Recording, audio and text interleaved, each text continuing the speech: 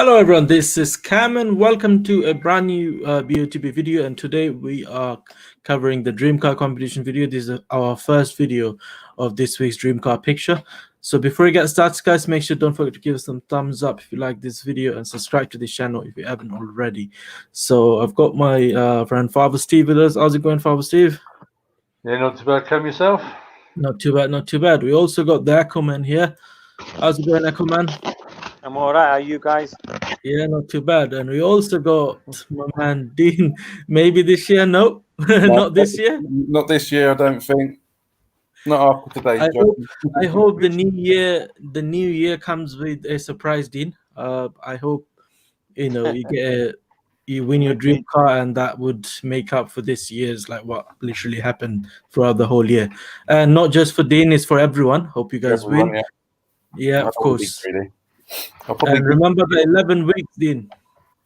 Well, I might get abducted by an alien before that. Yeah. Okay, so we've just done a judging reaction video, guys. If you haven't watched it, make sure you go ahead and watch it after this live stream. Right, so let's go through some comments. Tony just joined. How's it going? So I was runner-up. Congratulations, Tony. Alan said, away. Double my money, amazing. I hate saying, yo gang, how's everyone? Hope all is well. I only played my free ticket cutting stink and ended up in zone 3 or 4. Well, room for improvement. Follow your guts. Maybe one day you can win. You never know. Late again, yeah. I had to fix the computer. Well, I didn't, but I went for a cigarette. Thing as always, smoking a cigarette after a stressful judging reaction. True. Harkaran saying late. Okay. Tom saying good evening, guys. Got pretty close this week, but not as close as some of the other lads. Fingers crossed for midweek. Yeah, definitely, Tom. Fingers crossed. Let's see how things goes. Shall we do not reading that? Okay. Marcus saying hi. Oh, Cam, I suggest that these live streams you're doing should be private and only be available to your subscribers. I believe that way can see your live videos, hence why we don't win. I didn't actually get the. Was that, sorry, Steve? That's what me and Dean were saying earlier, that someone watches it. Because you wouldn't know. I mean, the names are names, aren't they? You wouldn't know who they are to anybody else. Someone as in like BOTB, did you mean? Yeah. Obviously, they can subscribe to this channel to watch these videos anyway. Yeah, but it's not that. Obviously, as I mentioned it before as well, they got the whole database. So if they want to pick your coordinates based on where less people went, they got the actual database. They don't have to come to Cam's stream to see where people went, if you know what I mean. Of course. Yeah. Yeah, they got the whole database where you can see which part of the picture is not red. Do you know what I mean? So they can target that if they want to do anything dodgy. But I have a bit of a faith on this company, and I think they wouldn't do like that. Even though I was so pissed today, but still, I believe in BOTB. Okay, Sergio saying, why would they don't want us to win? Obviously, they would want us to win. Keep it in mind, guys. Especially to Mercus, if someone wins from this family, their share prices goes high, their revenue goes high, because they get a bit of a, people get that feeling inside, yes, okay, someone from this family won, so I can win. So people play more ticket, more people start playing. So it's the impact is positive, not negative for BOTB if someone wins from this family. And I'm sure BOTB would want someone to win from this family too. But obviously, to keep things fair, they have to go through what the judges do, and that's the reason why we're not winning every week, but we had loads of winners. That's a good thing. Hey, saying it's pure luck, not down to these videos. We have a lot of runner-ups closely by 1 pixel. That's what I'm saying.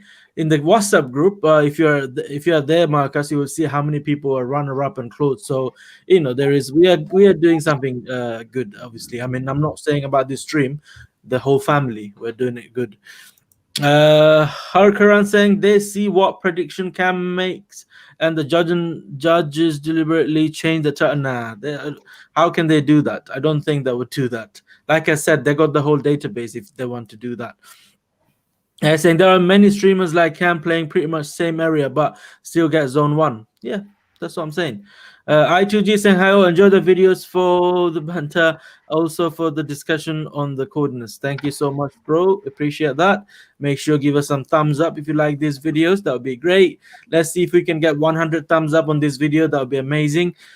And keep it in mind, we got a summary coming up tomorrow morning for this video. So normally our videos live streams a bit long, so you can see watch the shorter version of it tomorrow morning at 9 a.m. So that's when it comes out. Last night's stream summary came out today at 9 a.m. So I saw you guys been watching it. Make sure give us some thumbs up on this video too. Okay. Alan saying, hey, totally agree with you. That's it.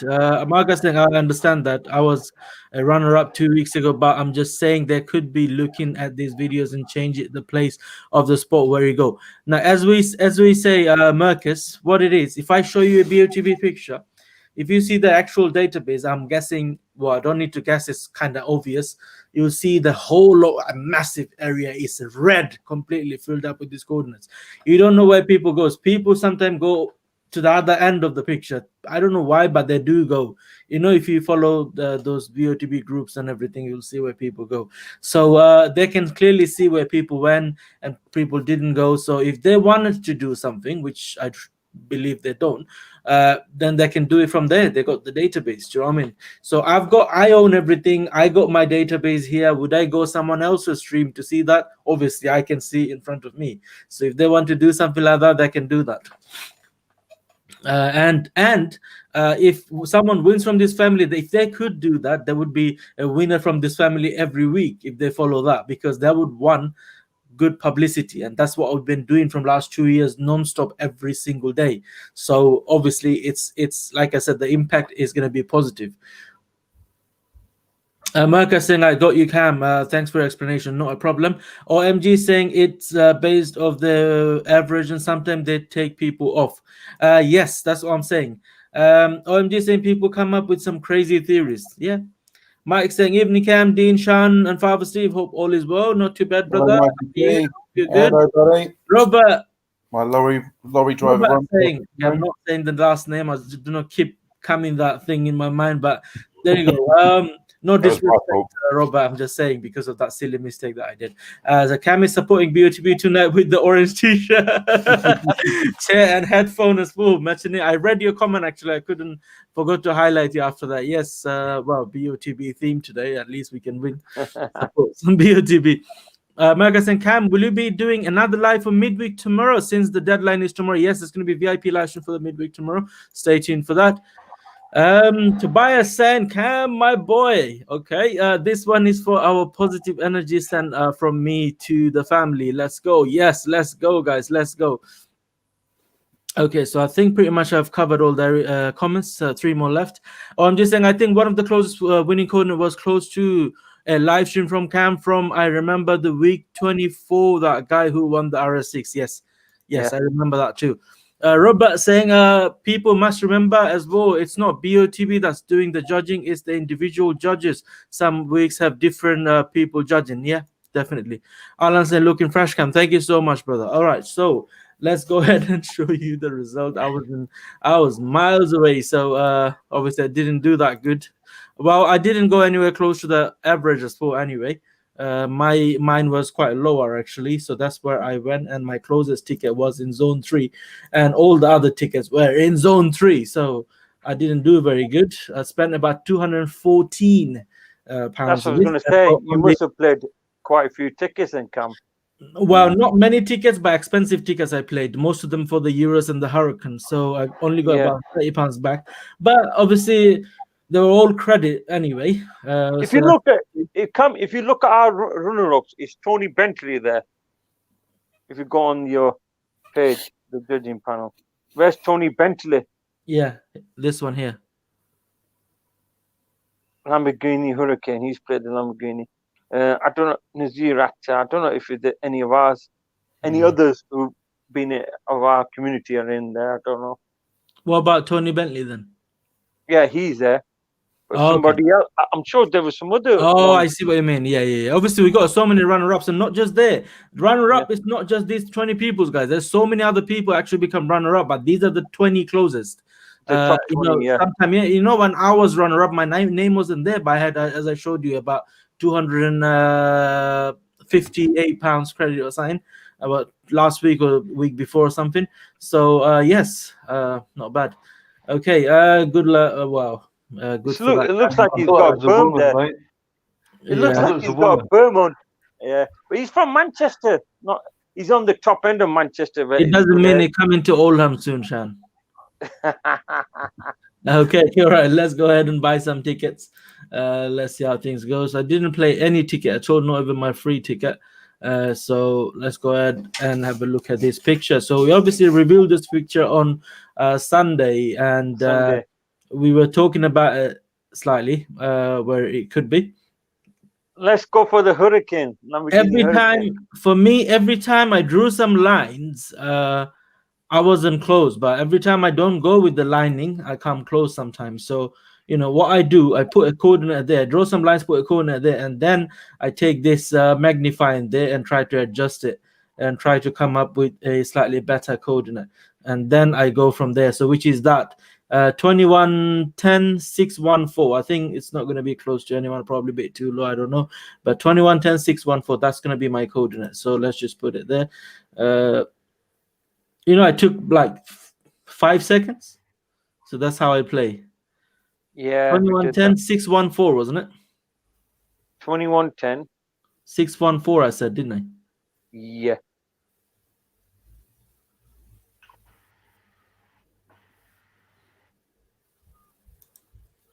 Okay, He's looking so at that. I'm more into that coordinate. And I think it should be there, but you know, you guys got your opinion and everything, and then obviously go from there. Any of you guys, Father Steve, Dean, or Sean, have you got any coordinate at all, or did you manage to have a look at it at all? Yeah, I've got one. Okay, Father Steve, yeah, go ahead. 1944. in the year you were born. Steve, do you think it could be that much to the left? Steve's Gut gone instinct, really left. yes. Okay, That let's was take my the coordinates first first, then we'll talk about it. All right, 1944, 526. 526. Yeah. Inspired by today's judging. Yep. They can't do it right, so why can't we? Exactly. Got the point Yeah. there. Let me put this on first. 1 second, guys. Sorry.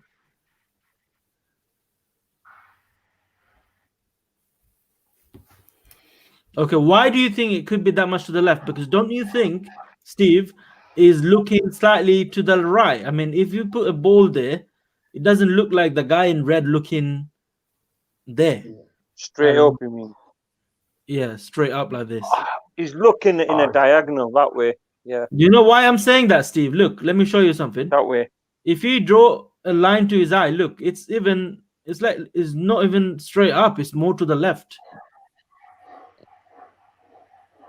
Hmm. Do you know what I mean?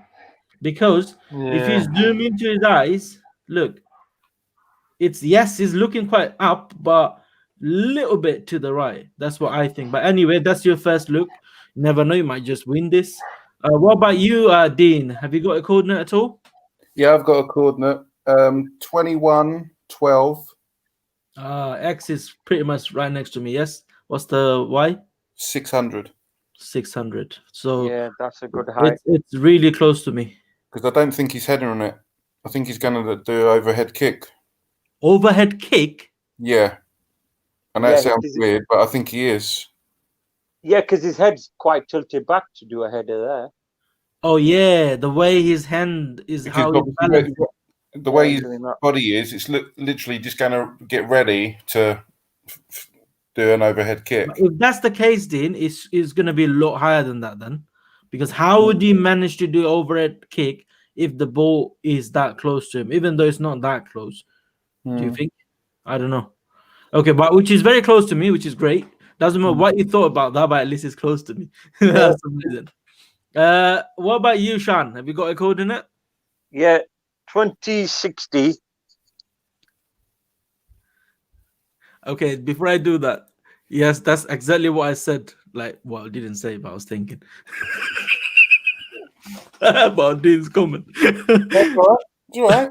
It's all right. Everybody's got their own opinion. Of but course, it's just I respect that. I was only joking, Dean. no. The way his body is, just look like he's going to get ready to do it. Yeah. What about you, Sean? 20. What did I say? 2060. Yeah. 615. 615. So your height is very close to mine. 2060. Yeah, I'll do that. Yeah. Do you know what, Dean? I think we got this week. Yes, look at that. Me and Dean, not you guys, not Father Steve. You know, it's gonna be We're miles in the away. same kind of area. Yeah. Me and Dean got this. Sean probably gonna be in zone 1. Okay, right. Not bad. I'm helping you get your car, Sean. Hopefully. Steve, got a feeling Father Steve is sponsoring GTR or mine Mustang, my Mustang, basically. But you got to remember, let's focus on the blue player as well, because at least here we got 2 players that we can see one eye each, and the blue player, I don't think he's looking too high because his head's not really high up, so he's on an average height there. You got a little bit of white under his eyes. Yeah. The blue player. So yeah, it might not be too high, but yeah, around about 6'2". Do you reckon between what did Father Steve go up to, 500 or something? Yeah. So okay, we got people badly missing Paul. Abu saying, "Where is Paul? Where is Paul? Where is Paul? Where is Paul? Where is Paul?" Oh my days! He went to visit his mum, so he said he's gonna be a bit late, but he's gonna join if he can make it before the stream. Obviously, our stream sometimes goes forever, depending on the host, all the hosts. But yeah, he'll fall asleep. Soon. Okay, right now discussing the picture, obviously, as it's our first stream. Looking at this, I agree where Dean coming from, to be honest with you. Because of this body position, it looks like he might just get it for those kind of overhead kick or whatever. But I personally think, looking at this picture, maybe however his body is positioned, he's gonna go for a header, or he might just control the ball or something. I'm not sure. But obviously, to control it, he might need to get his chest out. But it doesn't look like he's gonna get his chest out or something. So the way he's looking at it, probably, I don't know, probably just gonna head it or just gonna play with your foot or something. So that's what's happening. So that ball is not as close. So I think Darren's 2-finger theory probably wouldn't work on this picture, because the frame, the players aren't that good, aren't that big in the frame. So that means the ball must be slightly higher so that they're covered a lot. They're in a bigger frame, if you know what I mean. So the object, as in, shouldn't say object, the players there, they're not that big in the picture. So that means the ball has to be slightly higher up. So which is around this area. So high means not crazy high. According to me, Dean and Sean, it's going to be around this area. Yeah, probably is going to play the ball. What about you, Steve? What do you think is happening in this picture? Let me just get my picture properly. Make sure it's dream car, Steve, not the midweek. Yeah, I'm looking dream car. I kind of agree with Dean. It's just where he's twisting and he's got his arm out. Yeah. I mean, that's not the goal behind him, is it? Because that's the netting, isn't it? So that's not the goal. I mean, you don't see the whole photo, so yeah. I think that's just the sideline. It might be just the sideline. I think that's the netting behind, what they do like now, because there's no supports in there or whatever. I don't know. I don't know how long the game was played, but overhead kick looks pretty good from there. The way he's got his arm out, balancing himself, ready to do a backflip. Okay. But do you think they're near the goalpost then? Because why would you do an overhead kick if they're not near the goalpost? Unless the goal's behind him. Yeah. Because it's hard to guess how far that barrier is from where they are. Because if he zoomed in, I mean that that If you name stop on like boarding, so it's Cumsey or not- whatever it is, Yeah. that's blurry on the banner. Yeah, But his number, everything else is clear. So yeah, that's obviously the forefront of the picture. yeah. So it could be, well, could be anywhere on the pitch really. But I mean, if he's going for overhead kick, I think the goal's behind him, Yeah.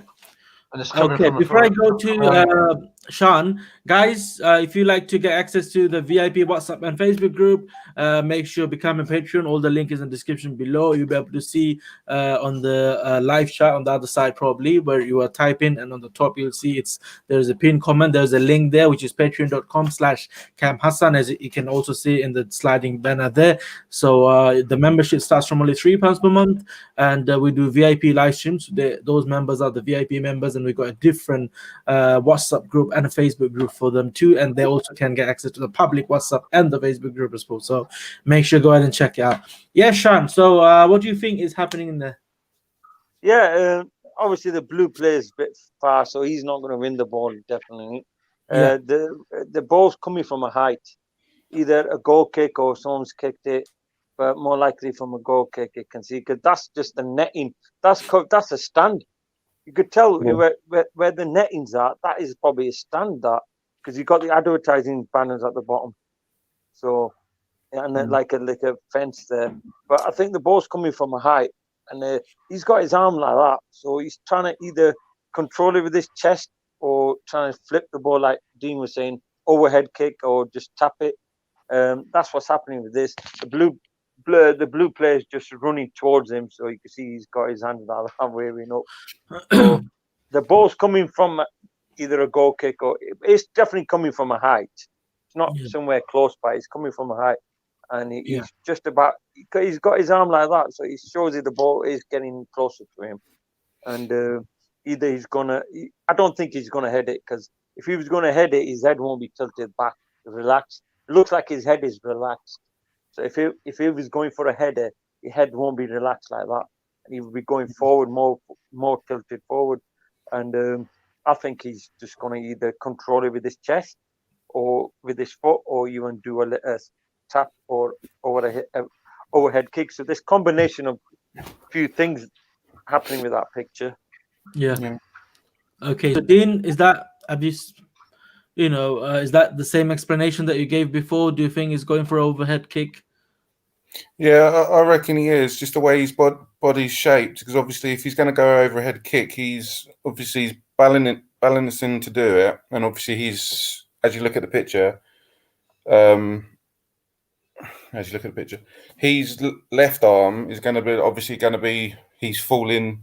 When he's falling, that's going to be his kind of a support arm when he does it. Yeah. But so if he's going for an overhead kick, and obviously if the goalpost is behind him, so what do you think happening then in here? Was it because of a free kick or a long pass or something, so that it can overhead kick? I think it's a free kick. Yeah.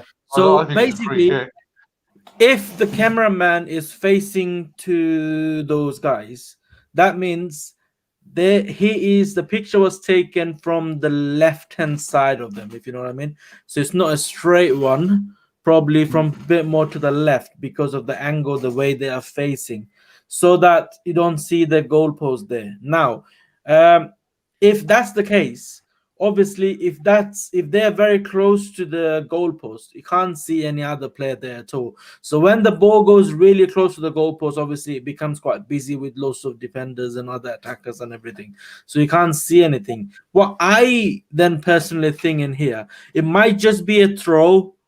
They are probably in the middle of the field, and that guy in red probably going to control the ball, either head it, chest it, or play with his feet or something. So he's going to control the ball, and that ball cannot be very close to him. So which is and it's not going to be very far away too. So 600 area is quite good. So that's what I personally think. Let me know in the comment below what you guys think, because the best idea always comes from the audience. The best solution of these problems always come from the audience. So let us know in the comment below, and those who watching after, let us know in the actual comment section below what's actually happening in this coordinate. Okay, right. So guys, you can start submitting your coordinates, then we'll start taking some coordinates and go from there. So before I do that, let's just go through some comments very quickly. There's so many comments there. I'll not be able to read every single of them, I'm afraid, because we've got to take a lot of coordinates today.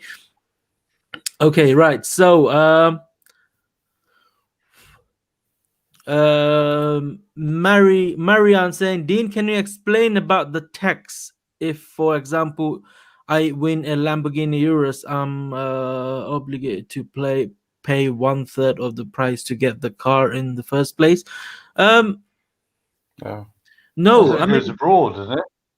It's only if you, where do you live? Depends on that. I mean, in UK, you don't need to pay anything at all.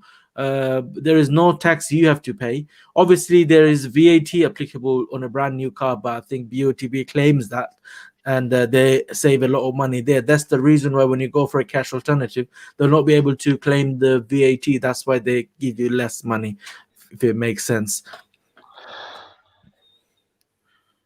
Sorry, if a car's taxed, sure, don't they pay for the tax to be sent abroad? Like, No, I don't shipping and think so so. forth. Nah, they say free shipping, but I think well, after the Brexit and everything, I don't think that's going to be a free shipping. Within the UK, it's going to be free delivery to your door. If you can't go and get it, they will deliver it to you. That's what happens. But tax-wise, if you live abroad, probably that might apply if you order the car from UK. Sometimes they also say in the terms and condition, I saw it that they might order the car in your country, and if the price is the same, or if you're happy to pay the difference from the actual retail price and the amount the car worth in your country, if it's the same, then they'll order it in your country. Or if it's too much of a difference, then they suggest they just go for the cash alternative, so that you can get the cash and buy the car you want, basically. So that's how it works. I read it in terms and condition. You guys can have a look at it as well. Okay, right. So next comment.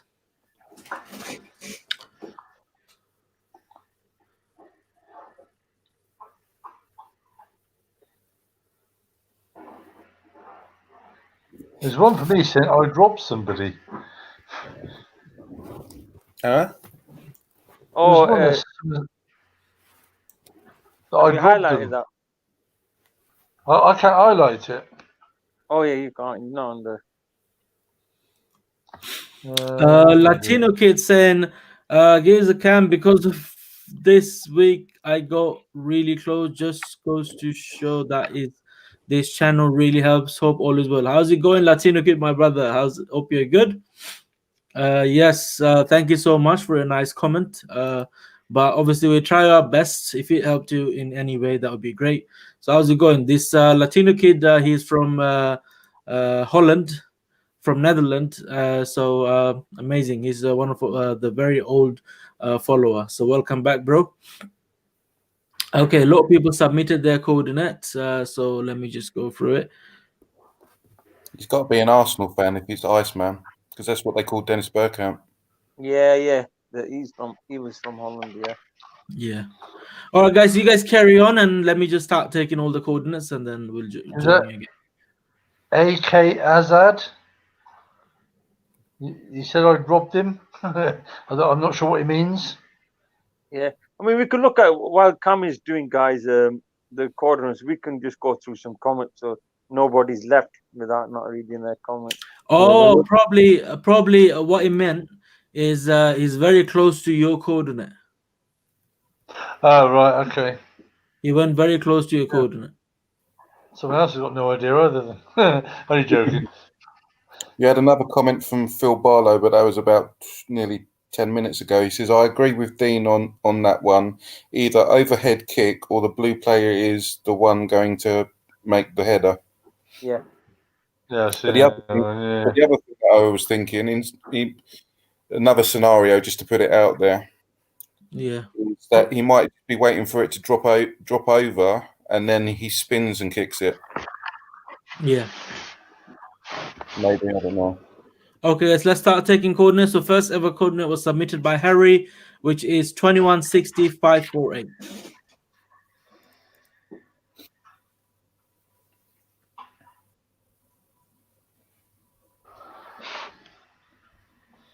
I mean, there's a comment here, guys, from Alan Sissons. I think the red player is moving backwards to flick it on by a header.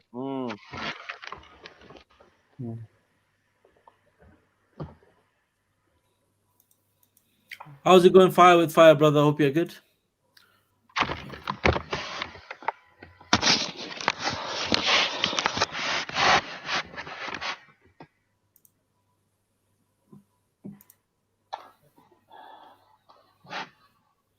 It is very difficult when they don't show the whole photo, though. Like, obviously, we can only see from their bums upwards. It'd be nice to see what their legs are doing. But Yeah. Yeah. True.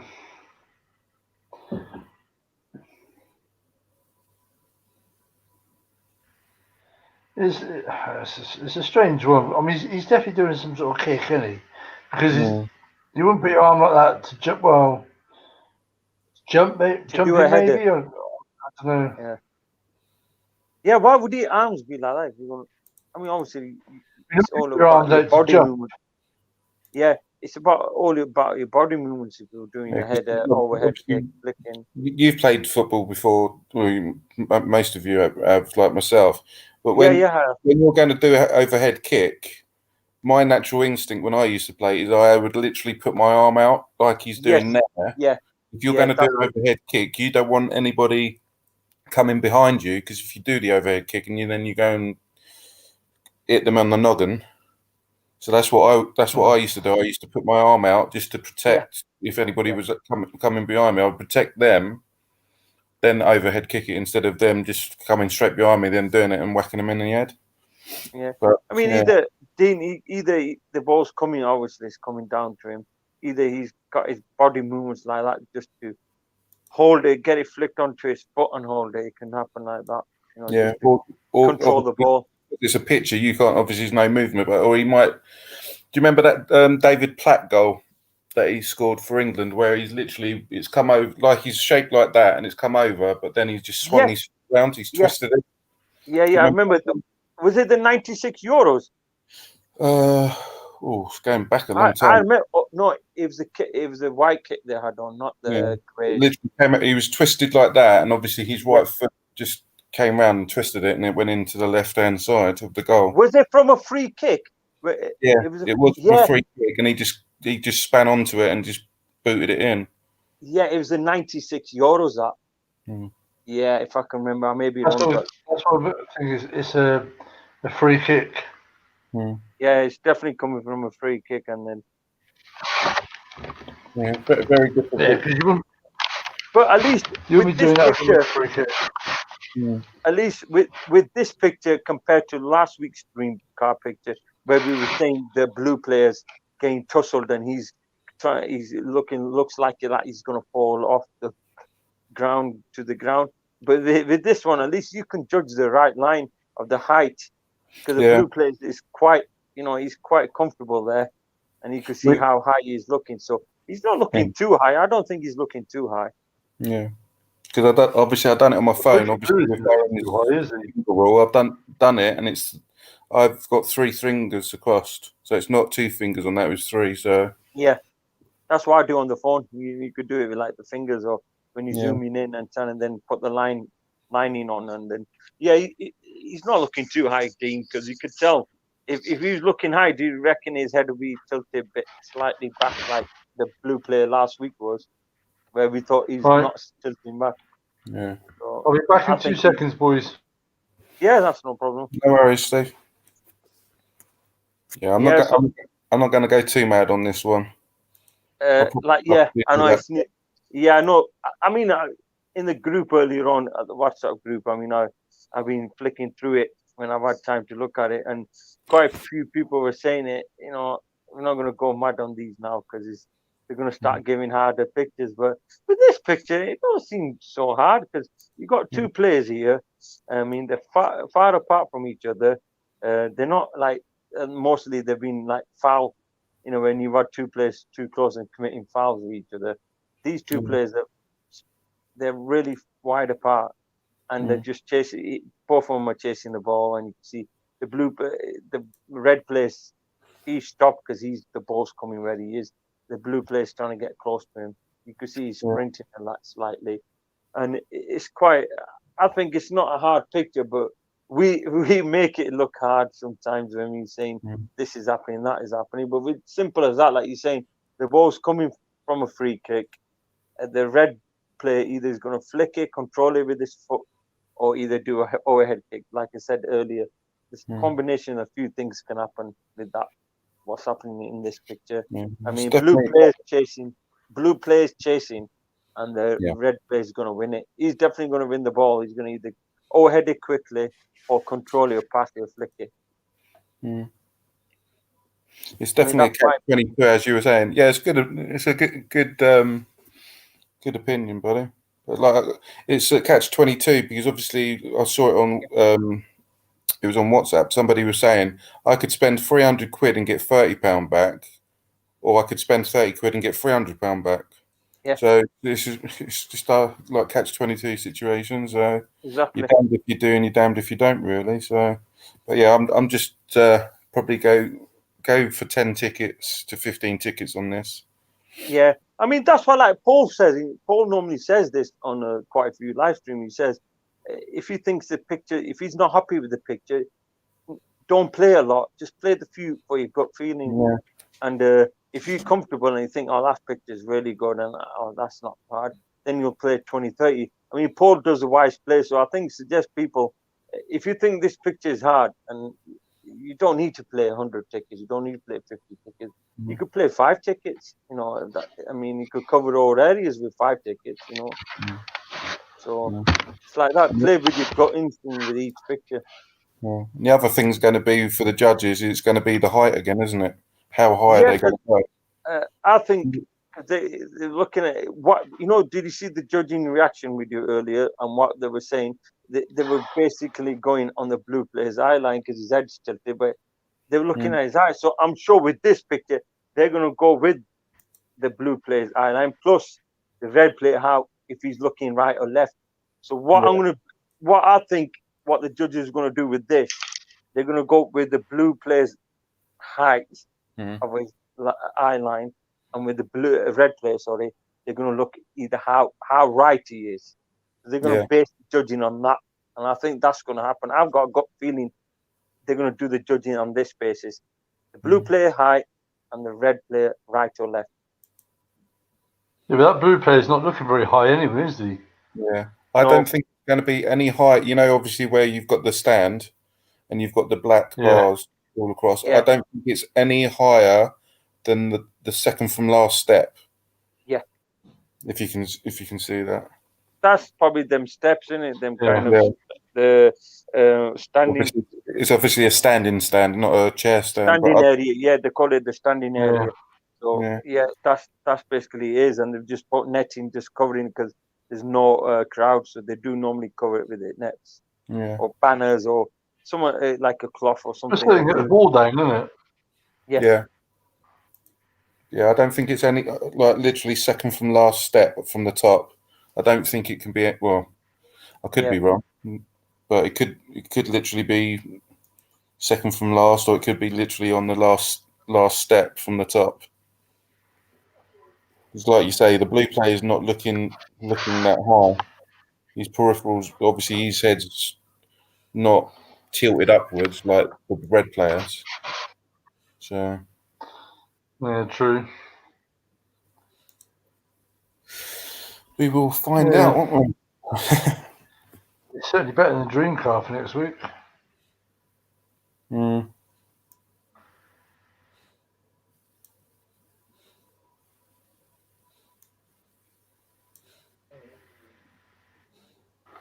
Yeah. What's his name? Balalaz Kali. in my opinion, the red player is moving backwards and he will win the ball. The blue player isn't looking too high. Yeah, Yes. that's a fair comment. Yeah. Hopefully, I said his name right. I think that's why I think the picture, Dean, this picture is based on the definitely red player looking at right and blue player looking at height wise. So these are the two facts we're looking at: how high the blue player is looking and how right or left is the red player looking. So that's how we got to base this picture on. So I think it's pretty straightforward, to be honest. To play this picture, definitely. when Cam showed it on Sunday, was it straight away? I knew the blue player's height is not looking high, and the red player is looking right. Because if you zoom in proper, and you can see his eye angle it's not going that way; it's going right that way. Yeah, and if you use that Darren's that Two finger. that nine that grid that he done. Oh yeah, the grid. Got time to do literally 9. I reckon if you do it from where our cluster is, if you literally do from one black bar at the stand to the one on the right of it, then probably do it 1, 2, 3, 4 steps down. Yeah, that would be the grid box. Yeah, definitely. That would be the average kind of area. I think that method, what Darren's suggesting, grid is good. So it gives you an area where you can be working around the grid. So the high, low, left, right. It's like that. So you got like a square grid. So you're working around it. So it gives you. This is similar to the midweek. We're looking at them square boxes, like the nettings of the square boxes we call them. It's similar as that. I'm still losing sleep over that one. That midweek. Yeah, it's just literally thrown me still, like we were talking about last night, because obviously everybody is dressed in red. The kit is all red. So it's what's really throwing. It can't be a training session, because if it's a training session, you won't wear football kits. No, they would have on, wouldn't they? When we used to do training, you would have like a red bib and like a luminous yellow bib. Yeah, your bibs, because you're playing. You got the red bib and you got the blue bib, and you either playing attacking or either playing defense, and that's what it is. But with this, it is a tricky picture. But I think we're looking at that one. We're looking at these square grid, where the square bits are. We're working on that. So, but I think the dream car picture looks more easier than the midweek. Because we were talking about it. Yeah. Obviously, from this midweek and this game, it looks like they're exactly the same. It might be the same game. Team. Yeah. It might be the same team, because if you look at the midweek and you've got you have got the goalkeeper and you've got the goal net, obviously, you can see the red and white bars behind the goalkeeper, exactly like this one here. Like at the stand, you've got the red and the white bars. Yeah, the red and the white bar. Yeah, completely. You could see the white bar. And if you look at the red player, have you seen his shirt? He's got that white stripe. Yeah, he's literally got the stripe on his elbow, near his elbow. He's got a warmth top underneath, isn't he? Yeah, and they've got that. Yeah, he's got his underwarmer on, and the red stripe. The white stripe on the player. So it's definitely the same team and the same pitch. It looks like it, because you wouldn't have the same kind of bars in every ground like that. The red and the white. Definitely the same. It's definitely the same team. So because even Steve said the name of the team began with, what was it? Ham. Well, yeah, and that's what it says on the number 18's players top. If you zoom in. Yeah. So obviously where that game is from the midweek, the other opponent that they're playing is in blue. You could tell if you zoom in completely. Where his obviously his arm is, where that white stripe is. Next to it is a blue logo. It's similar to the one on the midweek.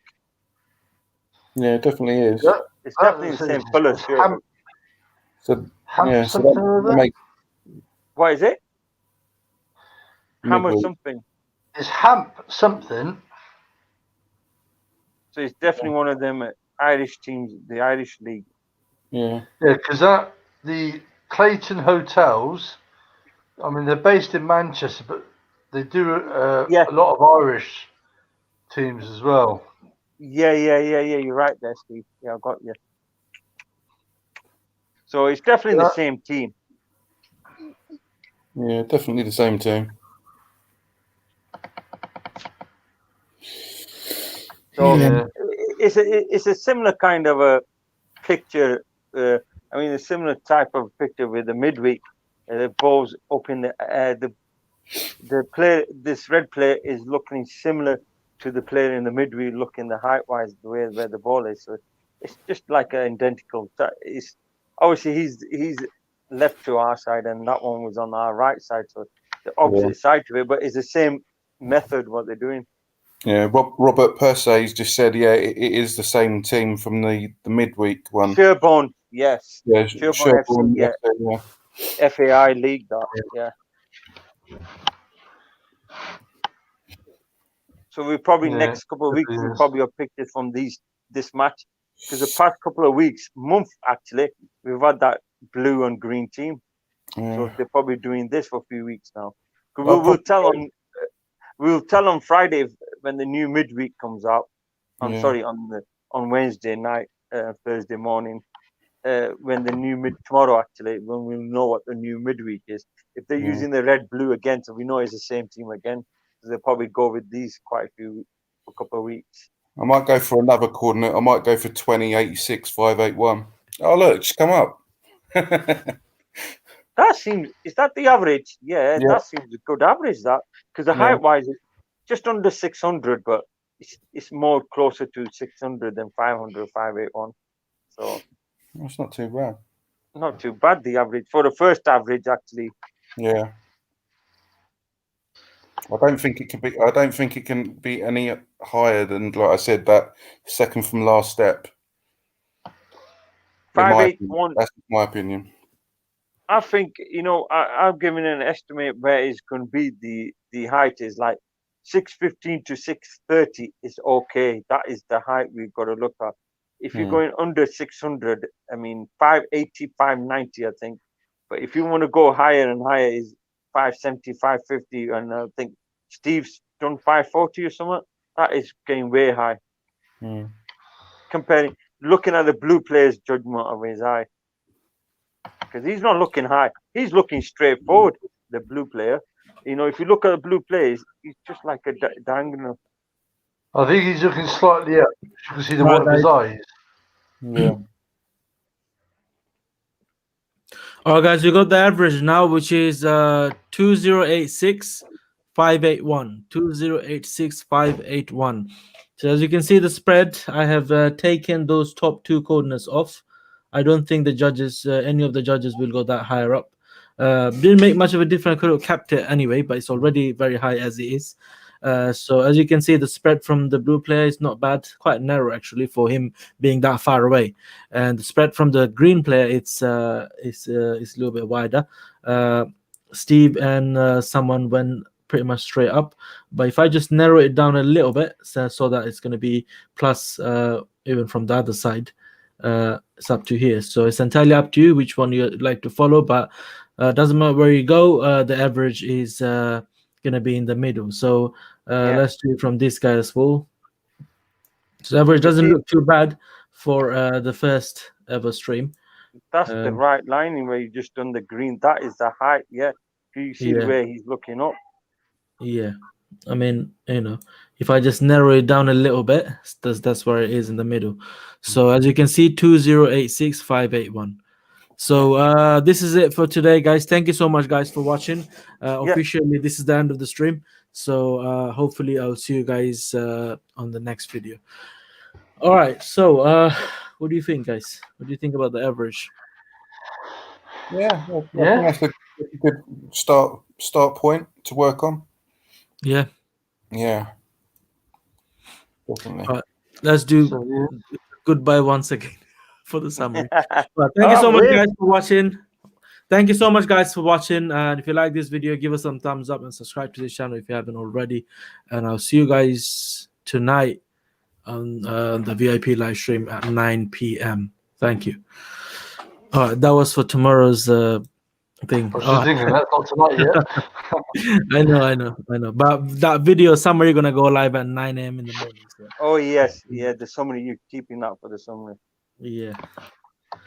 So if I hide the lines, as you can see, these are the coordinates we got. Not too bad. I mean, apart from the coordinates at the edges, we got quite a bit of a cluster in here, so which is not bad.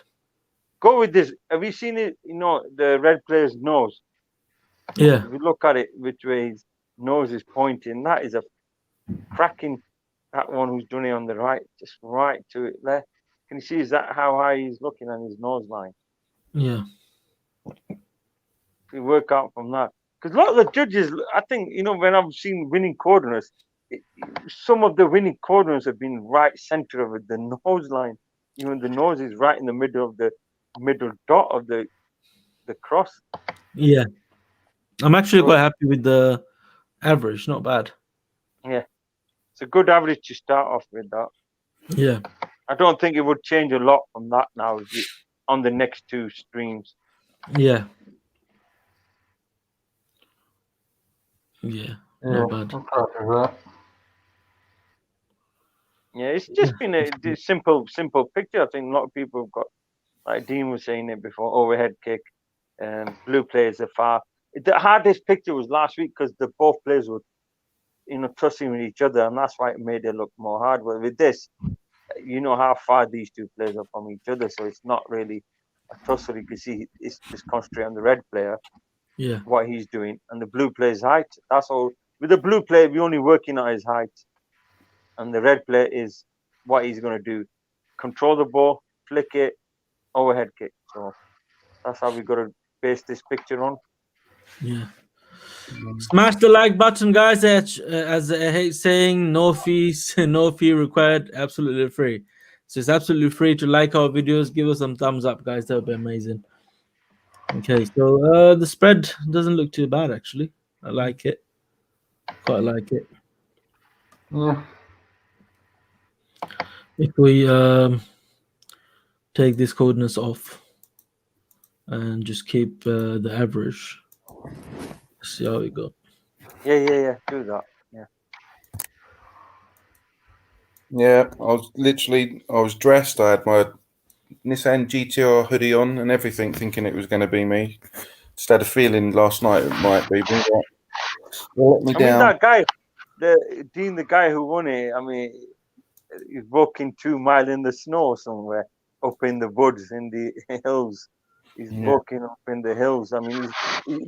Where I think he lives in Manchester, he lives in the top end, and it's a good area. That he's an aircraft mechanic, so he's probably got a good job. But it's a good job that. Yeah. Another aircraft mechanic. I remember the guy who won the RS6 back in the summer. He was an aircraft engineer as well. So he's quite, good. And he's a single dad as well, so hats off to him. So yeah, no doubt. He's a single dad. He's very good. He can take his daughter out and go Florida. He was saying, so it's like a life changing for him as well. And his daughter. Not bad. Mine and Shan's coordinate was very close to the average. Yeah. So I'm getting worried about Robert per se. what's he going? What's he saying? Robert per se. Read it. It's the last comment. I'll read it then. I'm going more with Steve this week. As looking at the blue player, I think he's looking higher up, going by the white under his eyes. Yeah, that's what he's saying. He's looking high, but not too high, Robert. Because if you look at Robert, if he's looking high, do you assume his head will be more tilted up than just being straight on an angle? I think if you do a line from his eye to the top part of those two coordinates, and have a look and see what that looks like. Please, Cam. Definitely in his peripheral vision, from where Cam's and mine and Shan's is. Yeah. Sorry, not Shan's. Shan. If you don't, like you say, do a line from the blue players, that does kind of come in with our average there. That is a good start. To be honest, that is one of the, I think, best I would start we've say done. if you go up to 550 and 260 and 550, for example, let me show you something.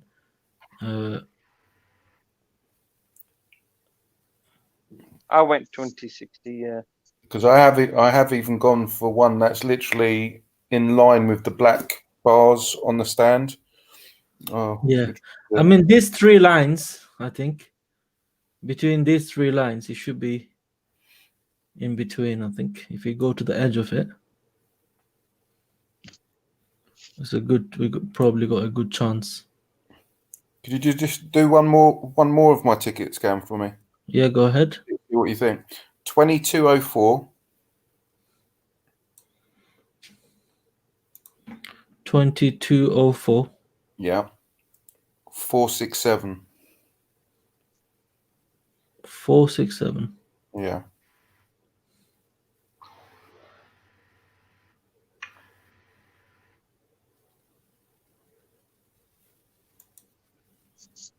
Yeah. I don't think it's. It could be probably a tad higher if the judges do it, but I don't think it'd be much higher than that. Yeah, it's the highest. Yeah. Yeah, I don't think it'd be any higher than that with the blue players peripheral. Yeah. Let me just get But my knitting that's just my opinion. But needle out here. Have you got your ruler out like Cam does? No, it's a knitting needle. Oh, sorry, you got that knitting, the old grandma's knitting needle. It's my wife's knitting needle, yes. Oh, you're knitting some I'm just cardigan gonna or a jumper. I'm just going to have a look now. And it's not now. This is not midweek, is it? It's dream car. No. It's pretty internet. I mean, It's really slow today. It's good technique to use someone like a ruler or a knitting needle, you're saying? Because I remember when they used to do the judging in the office, someone used to hold a stick or something. What do you think about this box, guys? Yeah, like we did on the midweek, the box. Yeah. And which of the square bits, yeah. So the box, and you're looking at the 4 little square boxes there. 1, 2, 3, 4. Yeah. I'm more with the left one, to be honest. Because that's what we've done on the midweek. Remember, we were on the top left. Yeah. And then you got the bottom left, because obviously it's their players. Yeah, it's left to us. And we've done a box on the midweek, and everyone's gone on the left top. Then you got the right top. Then you got the left bottom. And left right. I mean the left right bottom. So there's 4 lengths of the box there. So you could work out where it'll be. I think that's how we'll find this easy to work. Yeah. All right, guys, I'm gonna just play my what's he called? Midweek tickets, if that's okay. Yeah.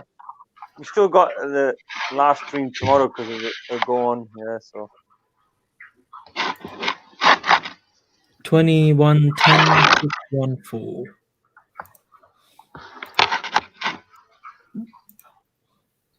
I'll be back in a minute, guys. I'm just gonna check on me, lad.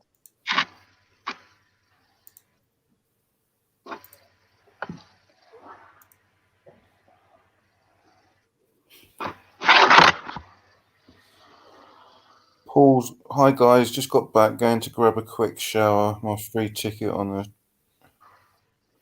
So, Paul's free ticket on this one is 2043-646. 1 second, Dean. It's 21-10-614. That's me. I'll stick to my coordinate. Why? I love you. Oh, bless him. Now go down and give me a moment.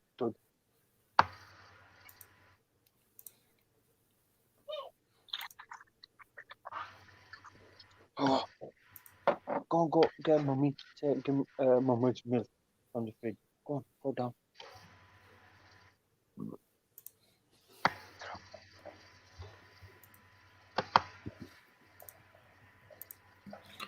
Okay, what was his free ticket again, Dean? Yeah, Paul Ford, he just said that he's just got back. He's going to grab a quick shower, but he said 2043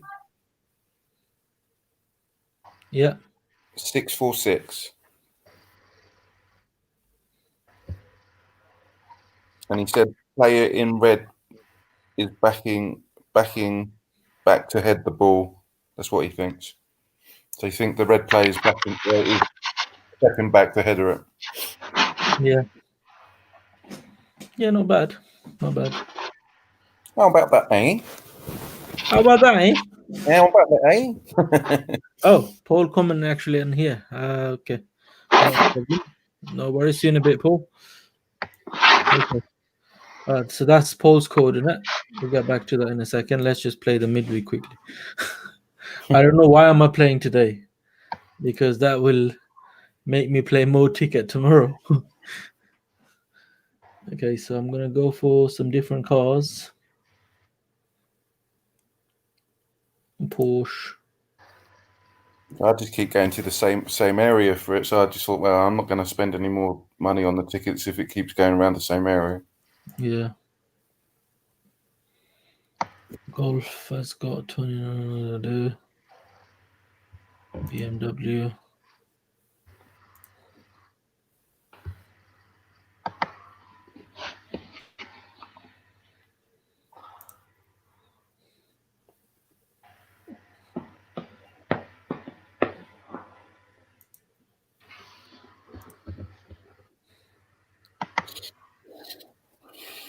Volvo C43, Audi A45S, Range Rover Velar,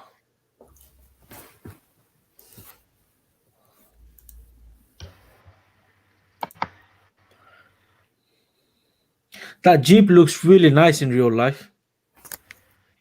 Yeah, I've seen a couple of them, but they're in what's the? Yeah, there was one the other day that I saw that drove past when I was going to the shop. It was like matte black. Looked quite nice actually.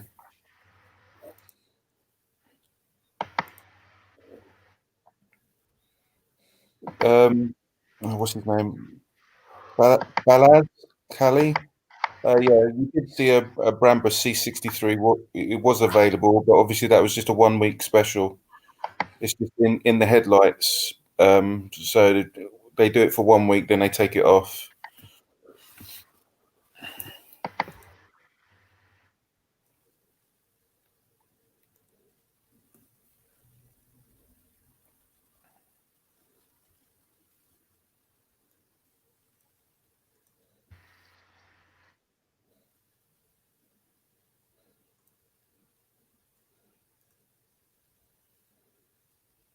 So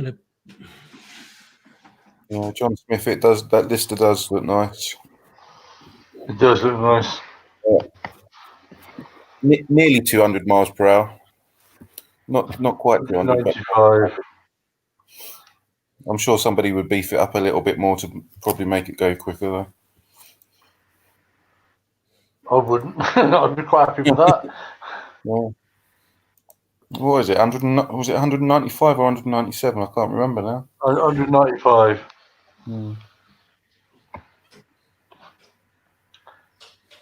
But I mean, what could you possibly do to it to change it apart from like remap it and so forth? Bodywork is fine as it is, isn't it? Because it's all been You done do up get people. anyway, isn't it?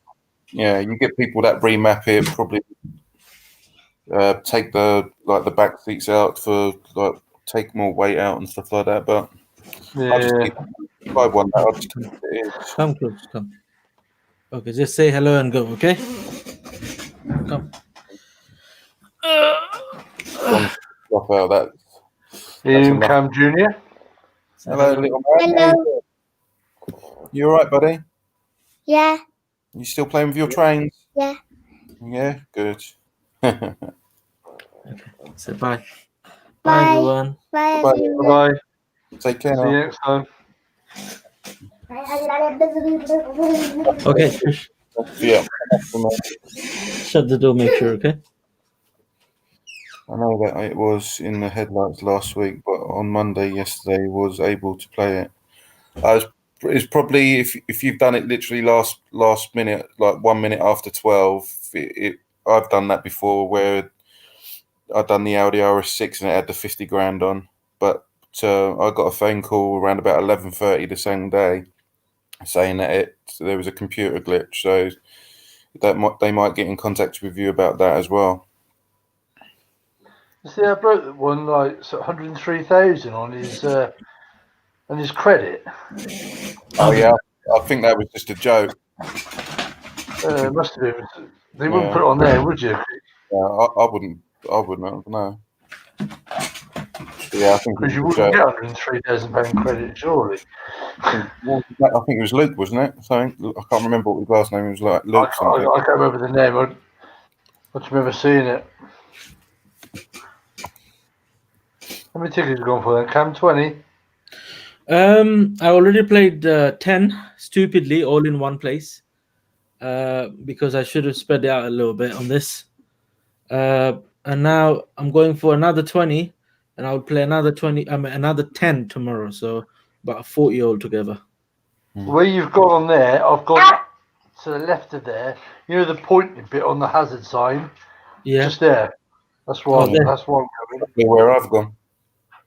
Yeah, that was before even the live stream. I just bought 10 tickets as soon as the picture came out. Yeah, that's why I'm spreading it a little bit. So which is 1757, 1074.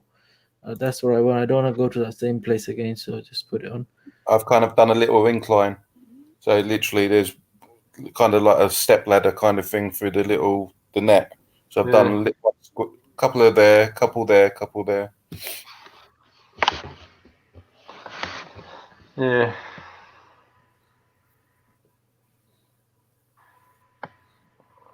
No worries, Balaz. Yeah, they just do special offers once a week. It could be like movie week, or they could like do modifications, like obviously you saw with the BMW Motec and the Lister and like stuff like that. So it's just once a week they do different things for in the headlights, buddy. Yeah, I didn't realise that that Jaguar Lister had 666 brake horsepower though. Yeah. Sign of the smart devil. The smart devil, shall we say? Have you seen the videos of it on YouTube?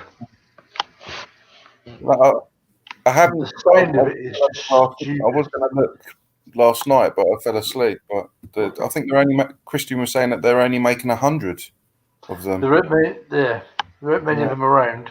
No.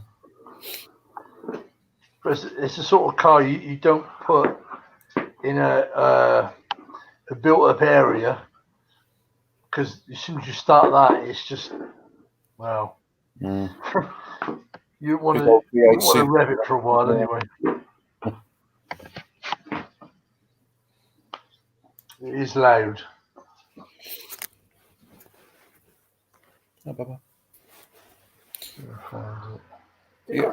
Yeah, still on. Yeah, because we done reaction to this week, and now we're just doing the new one. Asking if you're still on. Yeah.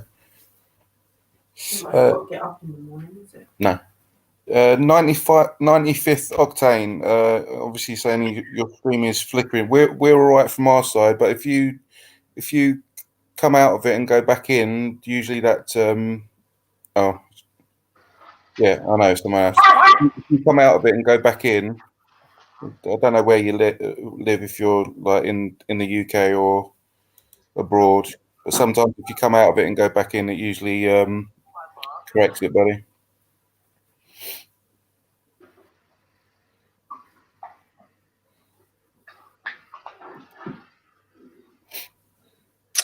Oh, what did I do? It is so off-putting, like as we said about this picture, obviously, because you've got that guy in the background that's red and grappling him. But yeah. Is he looking through his head, or is he looking over his? As you look at it, his left shoulder. Yeah, very difficult, but we will find out on Friday. Is that the first, isn't it? Oh no, when's the first? Friday. Oh, it is Friday. It is the 1st. I think it'll be done on Thursday. Yeah, you reckon they call the winner on Thursday? I think so. Why is that? It's New Year, isn't it? Yeah. Oh, well, they can't go out, can they? No. No. I'm actually working that night as well. Tom, you working? Are you doing the top of the hazard sign now? No, that's where we decided to go anyway.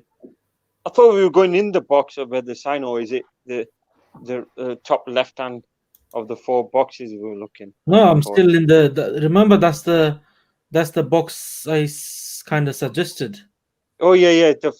Obviously, we as a box is made of 4 little squares. Yeah. So if you're working on that, we're going on the top left. Yeah.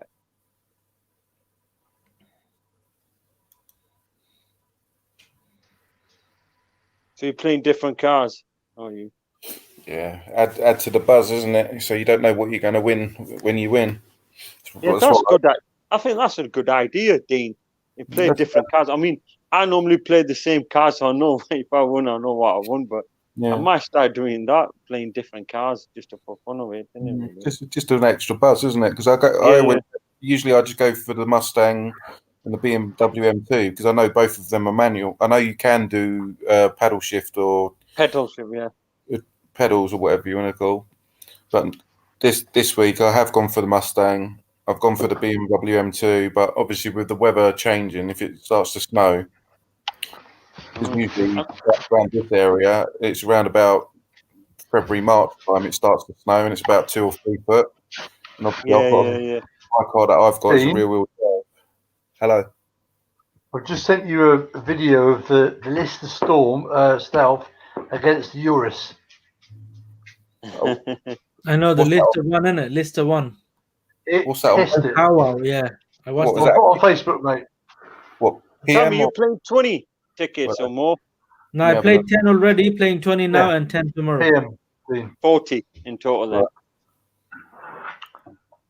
Where are we? It leaves it standing, mate. Well, they both literally they are both standard as well, are they? Yep. Okay, have a look. I think I've got the volume down. Yeah, I won't have the volume on, but I'll It's that Reed bloke from Auto Trader. Yeah, Rory Reed. The colour that I would have though, because both of them are gun grey, aren't they? Yeah. It just looks stupidly, mate, doesn't it?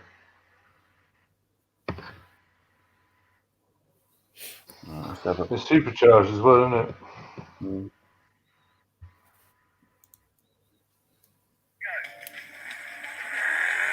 Oh, Jesus. You know what I mean? He's like 2.5 laps before he moved. Yeah. Leaves it standing. The one that's driving the listers, the guy out of the old Top Gear, isn't he? Yeah, Reed. Is it Rory Reed or something? He does Auto Trader, doesn't he? Dean, if you could put the volume down a bit, please, in case if we get copyright claim. Yeah. Sorry, buddy. That's all right. Yeah, that half shift. Oh, it's a motor, isn't it? Yeah, I don't think they'll be putting winding, don't you? Again, no. Yeah, that half shifts. That winding as well. You'd have to have a neck brace on, wouldn't you? You would be stuck in the seat, wouldn't you? Yeah, but I don't think they would be putting one on an offer again, because obviously, like I said, when Christian said, he said that they only made 100. So yeah. Somebody was saying on WhatsApp, I bet William Highmarch isn't happy because obviously he's friend with Tiff. Yeah. Is Paul coming on? Paul coming on, guys, tonight. I think he's just having Yeah, he's just having a shower. having I a think. shower. He's just having a Yeah. shower. Yeah.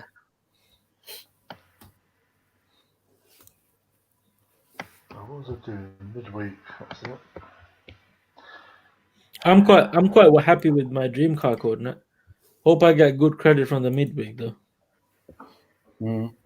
That's what I mean, though, Cam. Like you were saying, you can go and spend like 2, 3, even 400 quid and get 30 quid back. But sometimes you could play £30 and get £300 to £400 back. It's just That's what happened last time. I spent about £30 and I got £260 back, and that kept me going for like a week and a half, maybe. Yeah. Yeah. Mad, isn't it? Well, I've still got till Friday. That would be nice. Yeah.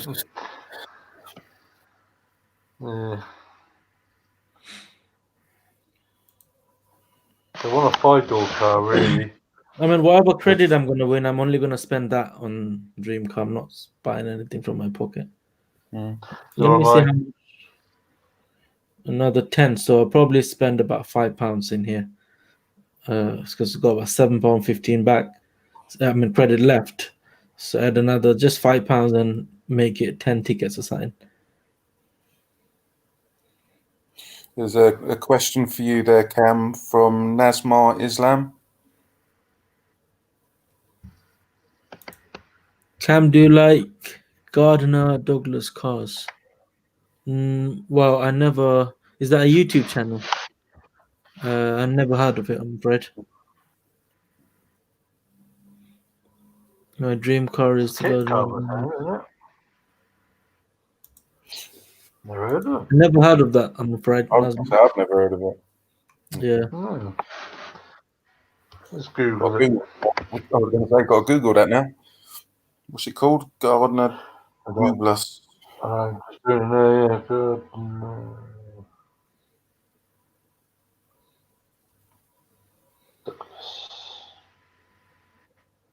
A sports car. Grantham. Ooh. Yeah. I'm going to play for A45S tomorrow. 10 A45S and that's it.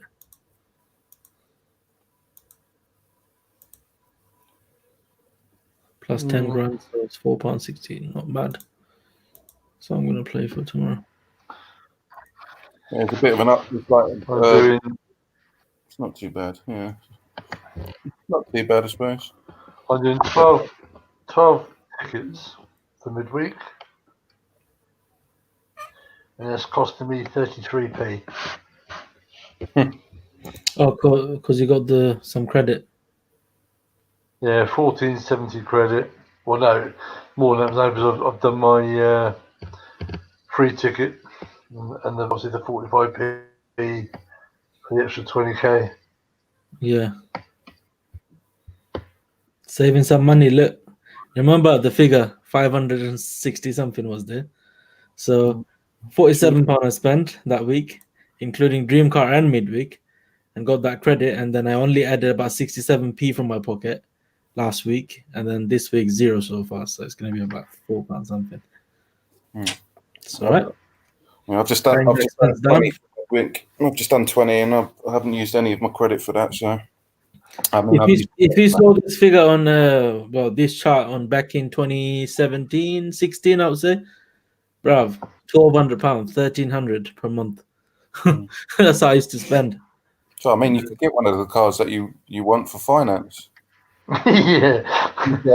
Spending that much on tickets, but you could literally get one of the cars, like especially the Mustang. No, but that time I was in a good. Obviously, spending that much, obviously, I had enough to carry on. Do you know what I mean? So I used to have good cars that time. I mean, I used to buy whatever I wanted to have. I used to play that game for fun, but I was a bit of a thing, I have to win and this and that. Do you know what I mean? That's why I used to play a lot of tickets. It does become addictive, very addictive, especially now that they've put the 50k on permanently. Yeah. Well, the cars Imagine I've gone if for. they put the price up again. Oh my god. What you mean next year? The price of the tickets back up? Yeah. Like normal prices. We'll be playing for a Mustang only. I've done 3 cars for the midweek. Yeah. The Jaguar XE P300R Dynamic. Don't know why. Mercedes C43 and the M340i. That'll do. I've done my tickets. Don't you like the M3? Me? No. Oh, Oh, no, you're talking about the midweek. Sorry, no, you haven't got the M3 on the midweek. Sorry, threw me then because obviously Cam's looking at the normal one. Yeah. I was on Facebook earlier. It showed on the BOTB bit the boat that won the M340i, and I was runner up to it. So what does keep showing me that for? Oh, that's the guy from, what was it, Oxford or something like that?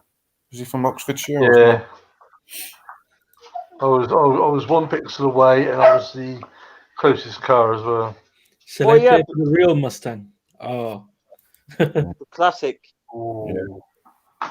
that's the real Mustang. Yeah. Yeah, Anything that's the past the original. 60? What insurance on that though? Would that be? Oh, well, you wouldn't have to pay tax because it would be over 25 years old. Yes. Tax you wouldn't have to worry about. You don't want to touch it though, would you? You don't want to take it out. Weekends, to drive it. Yeah. A car show or something, you know. 64 to 69, anything over that, then the shape just goes horrible. Paul, I mean, not Paul, I mean, Steve, when you were 1 pixel away from that winning coordinate, what was your car? What car did you play? I chose the M340i, but the car that I actually was close to was the M135i. And did you tick the box for 20k? It would have been, yeah. Yeah. Oh, yeah. The guy who won was from Oxford, Dean. I think I got £265 credit back. Yeah, he was at work. That's Yeah. it, yeah. Yeah. So Steve was close. £265 I got back. Yeah. So even in our community here, we've had quite a few runner-ups. Palace. Hey. Yeah, Mustang and then Dodge. Yeah, anytime, especially the Hellcat. I mean, when we're talking about guys, we didn't win, but you got to look at this. We are having a lot of runner-ups that have just even been a pixel away from a winning. So how close have we been to winning? Very close. So we've got to look at the positives of this. You know, we are getting a lot of runner-ups. We're getting people who are getting close to be a runner-up, like myself the other week. I was only 2 pixels away. So, you know, something's working. So, Cam, I don't know if you've got some dodgy sites that have come up just then. Oh, that's from Twitch, so it's okay. Don't worry, ignore that. Oh no, I just saw them because usually I see stuff like that. I think they're dodgy. Yeah, pop-ups. You mean like pop-ups, Dean? You get a lot of pop-ups, and you just Yule and then D Manchester. I didn't know if they were like dodgy sites or something. No offense if you're watching. No, that's in Twitch. It's not in YouTube, so it's alright. Oh, is it? Okay, Twitch. all right. Yeah. What's Twitch? That is a good Dodge challenge. Yeah, that is nice. That is, look at the beast of the car. That is. That is. I would just wish they would do right-hand drive. Yeah. I'll buy one when I move to America straight away. She's still going to America. Yeah. Not yet. Not in the next 10 years. Not 10 years, about probably 4 or 5 years maybe. Yeah. Which part of America you want to go? California, Los Angeles. Yes, my man Paul is here. Evening, lads. Evening, lads. Evening, Paul. We got Paul the Lord doing a cameo tonight. You all right, boys? Yeah. What time do you call this? We want to go with you because we've done our little bits. We want to see how close were you and what do you think of the judging and what do you think of the new picture? In the house. Yeah.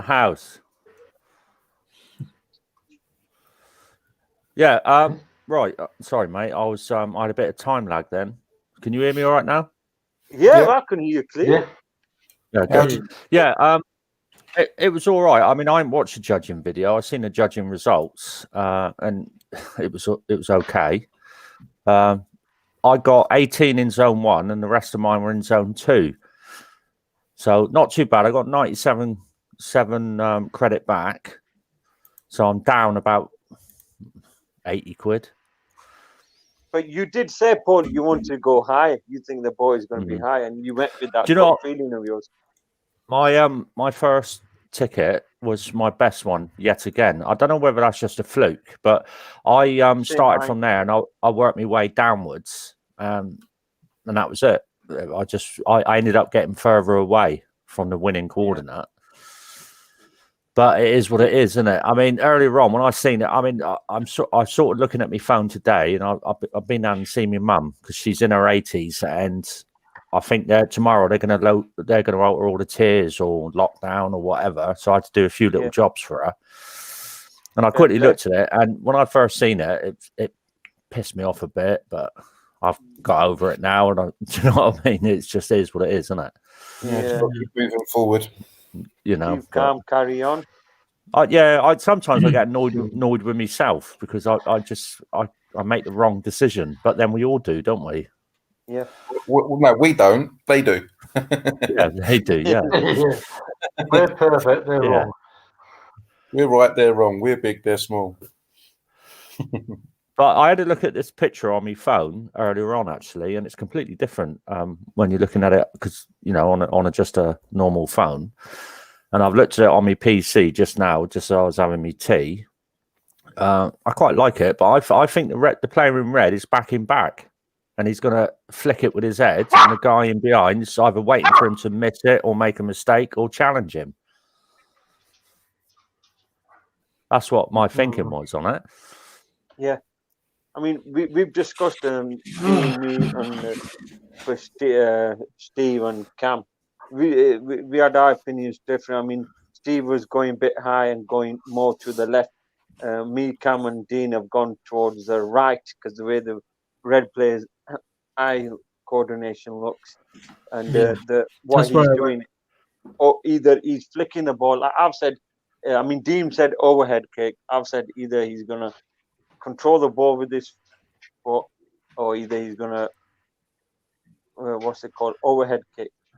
So it's a combination of. But we did say he's going to do a header. I mean, I know where you're coming from. Why you think he's going to just flick it, not do a full. Yeah, it's almost like he's running backwards, and the ball's coming on to him, and the guy behind him is waiting for him to either cock it up, miss it, or just challenge him. But I mean, I quite like the picture, to be honest. I don't compared to the last week one. You mean you were saying you were a bit. Yeah, the midweek at the moment, I'm not too excited about, but this one's okay. It's the same, Paul. We were talking about it earlier on. Same team, yeah. Yeah, the midweek and this week, where they're all dressed in red. Yeah, same shirt, isn't it? Yeah, it's the same team, and obviously with the background where you can see the red and the white kind of fence, exactly the same behind the goal from the midweek.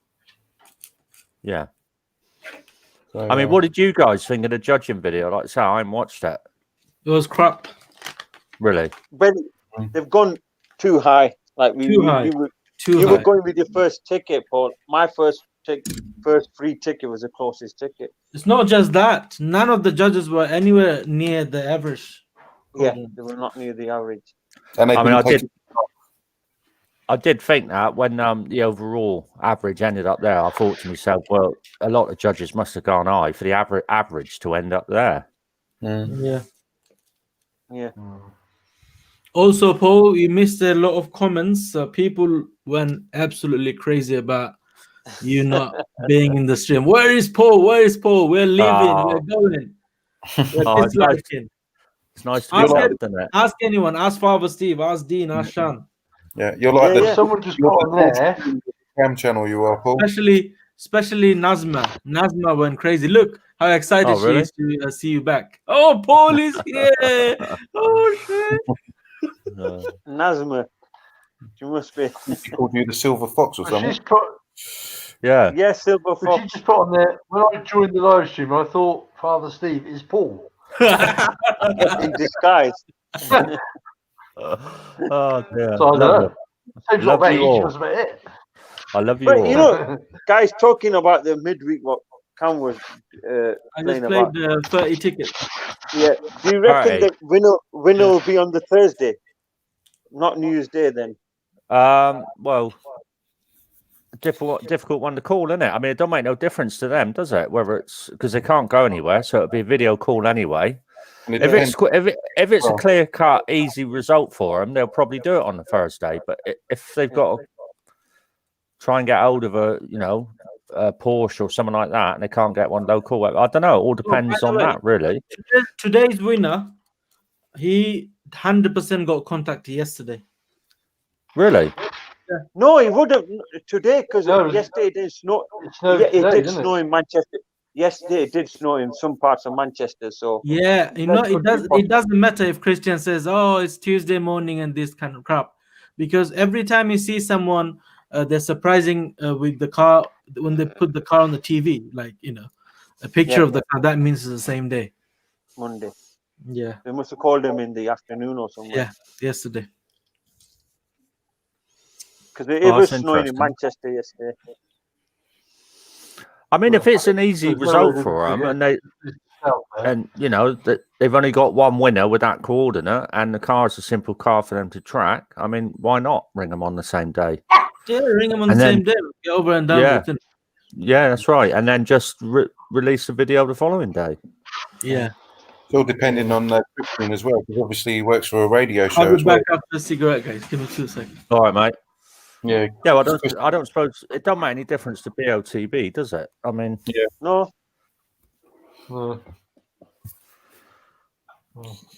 I mean, News Day is most like.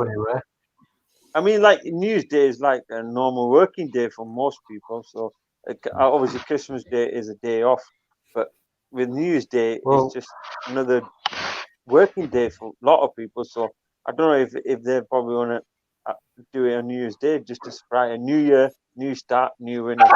What time would it be if it was a Friday? Well, they normally finish judging about 11-ish, don't they? So that would be mid-afternoon, I would have thought. Yeah, by the time Wednesday, wouldn't it? Thursday's a judging, isn't it? Yeah, because like obviously today, Thursday's a judging, yeah. What time would it be on Friday morning? Well, it's normally about 9:30, isn't it? 10. Yeah, give or take. Because people track him on Instagram, don't they? And they can see his activity. Yeah. Yeah. I think that's just sad. What, tracking him? Yeah. I mean, I'm not on Instagram. I don't check it. So, how did you guys get on the result? I got over 30 quid back, but pixel wise, where was it? Just bear with me. Where is it? My closest was 6 on X and 11 on Y away, which was my top one. No, it wasn't too bad, but I didn't get closest transit or nothing. Yeah. Winning audience were 1476 574. I had 1466. I was 10 out on the X. 574. And I had 591. And it would have been an Nissan GTR if I did win. So yeah, I was 10 and just shy of 574. I had 591. I was 22 away on the X and 15 away on the Y. I was in total 20 pixels away.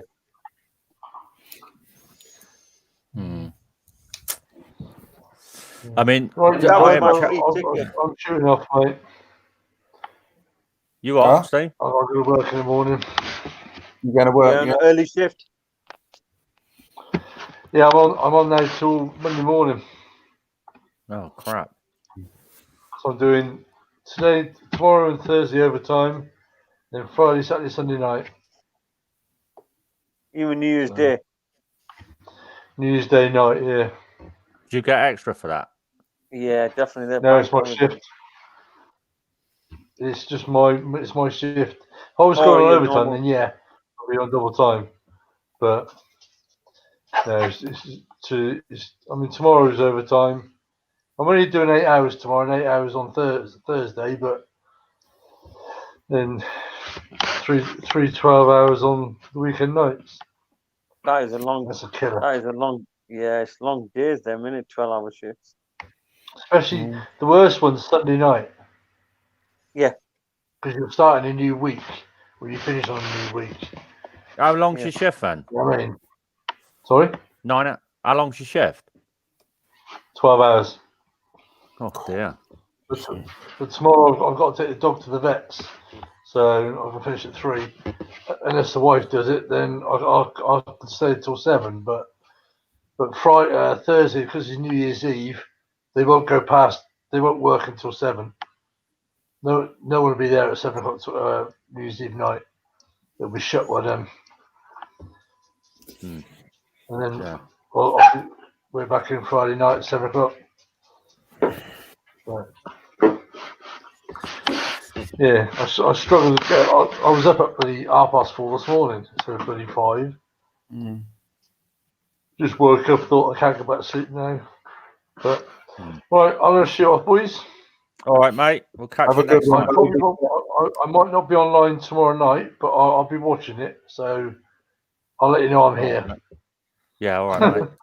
So you can rip the pee out of me anytime then. Yeah, I'd love to. Yeah, all right? We love it. Yeah, we love it. Okay, Yeah, buddy. All right, mate. I'll catch you all boys tomorrow. Cheers, mate. See you there, mate. Bye. Cheers. Bless him. That's a long shift, isn't it? 12-hour shift. Yeah, that's why I'm glad that I've obviously I used to do like 12-hour shifts when I used to do middles. I used to do 12 hours, and I thought, no, it's just killing me. So I just done early. So now I'm only doing the most I do is 8.5 hours a week. Yeah. So 12 hours just kills you, and it's like especially when you've got kids, because you're waking up before they're awake and you're getting home and they're asleep. So I just thought, nah. Because I had that when my dad was a cabbie. He used to be a cab driver for 13 years, and I hardly saw him. He was the same. He was up before I was awake, and he was coming in when I was asleep. So yeah, so I changed that very quickly.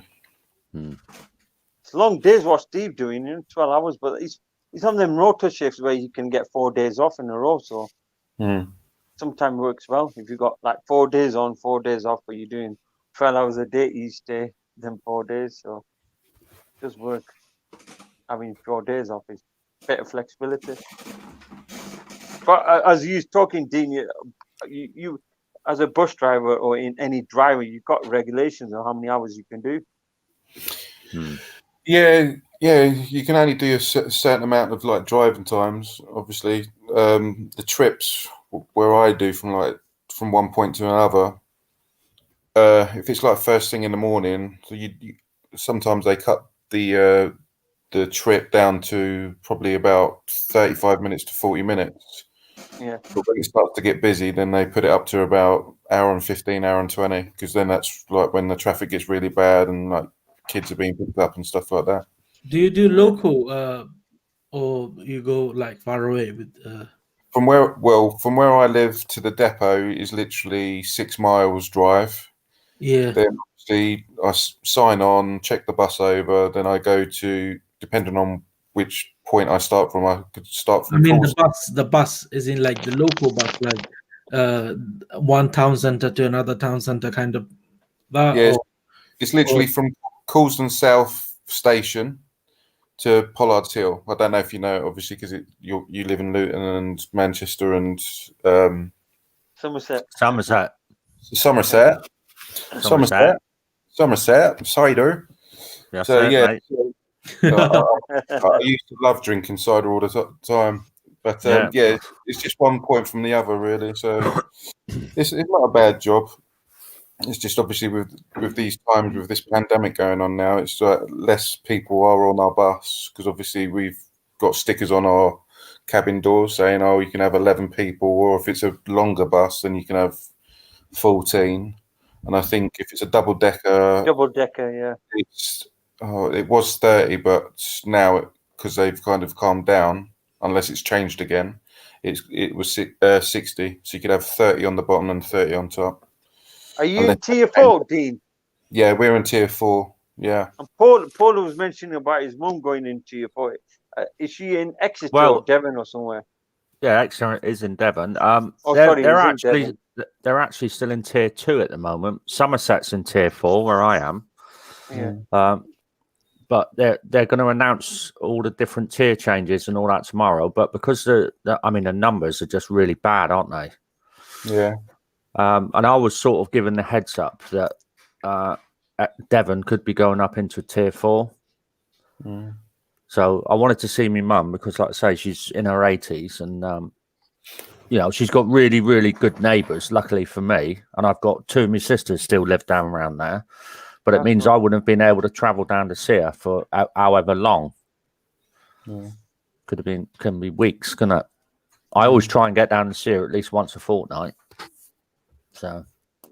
Yeah, I mean, if you've got good neighbours, that's good. Neighbour, this is a part of what's happening during this pandemic. It's all about. I'm really lucky. As a neighbourhood and a neighbour, got to stick with each other and look out for each other. Especially during these times. Yeah, they're a young couple next door. They're only in their mid-30s, and they got a couple of teenage kids. And they, I'm really lucky. They really love me, mum, and they're always doing stuff for her and. So I'm really, really lucky on that side of it. Yeah, knock on just to keep an eye how you doing on all this. I mean, I've got elderly neighbours, and I'm always when I'm coming out in the garden, they're always in the garden sometimes, and it's just to keep an eye on, basically, especially the elderly. You just need to keep an eye on them. It's good to help. Yeah, it's like Andrew on WhatsApp today. He said that he had snow on his driveway, and he's got a next door neighbour that's quite elderly, and he said he just out of random kindness, which I think's we need more of, he done his driveway and then obviously done her driveway for her as well. So well done, Andrew, watching. Yeah, we had a bit of snow and clean snow off my car, and my neighbour, he's only got a small Toyota Iago, so I just cleaned a bit of the snow off it because it'll freeze in the morning, it'll be ice. So we haven't had any. We haven't had any snow in. No, we haven't. In Epsom at the moment.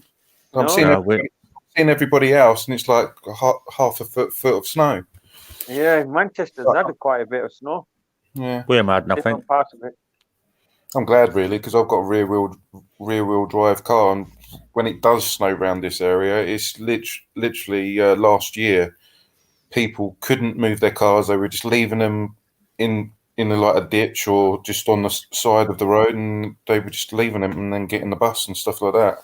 There was the year not last year, but the year before that, we were living at a different place. Somebody literally parked straight across my driveway, and I had to get to work at like 4 o'clock in the morning. And I thought, well, who's left this there? Because it's one of those driveways where it has on the road where it's got a white line. Yeah. No parking because obviously somebody lives here.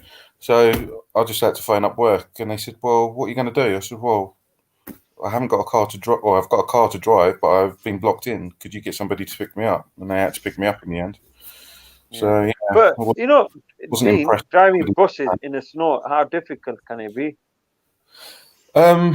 If it's over a foot and a half, 2 foot, and obviously sometimes you don't get any road gritters, that especially around this area, you don't get them doing the job properly. They probably just do it beforehand, but by the time it all falls down and it just gets higher, so it doesn't really thaw it through.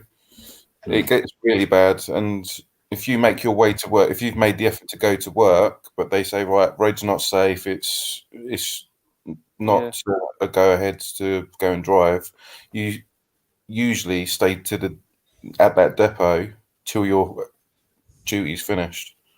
So you could be standing there in the depot, well, not standing, but like in the mess hall.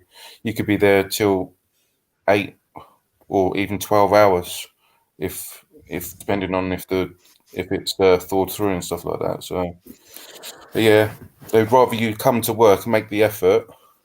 But if you can't drive a bus around and pick people up, then at least you've made the effort. But they will stick with you. But Are they not This four-wheel drive, those buses? No, just rear wheel drive. And Really? obviously, yeah, rear wheel drive, yeah, and especially the route we go round, because we go round this. It's called the Mount, and it's literally it's probably about a 12-minute drive. You're going past everybody's house, and some people think it's like an Uber bus. They want you to park right outside their houses, but obviously we can only park up where we can, because obviously you've got loads of cars that are parked outside the houses. So sometimes we literally have to block the whole road to drop somebody off. So, but yeah, that area there, the Mount, is like a proper incline.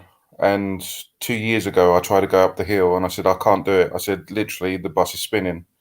And they went, we get somebody to come up and do the job for you properly.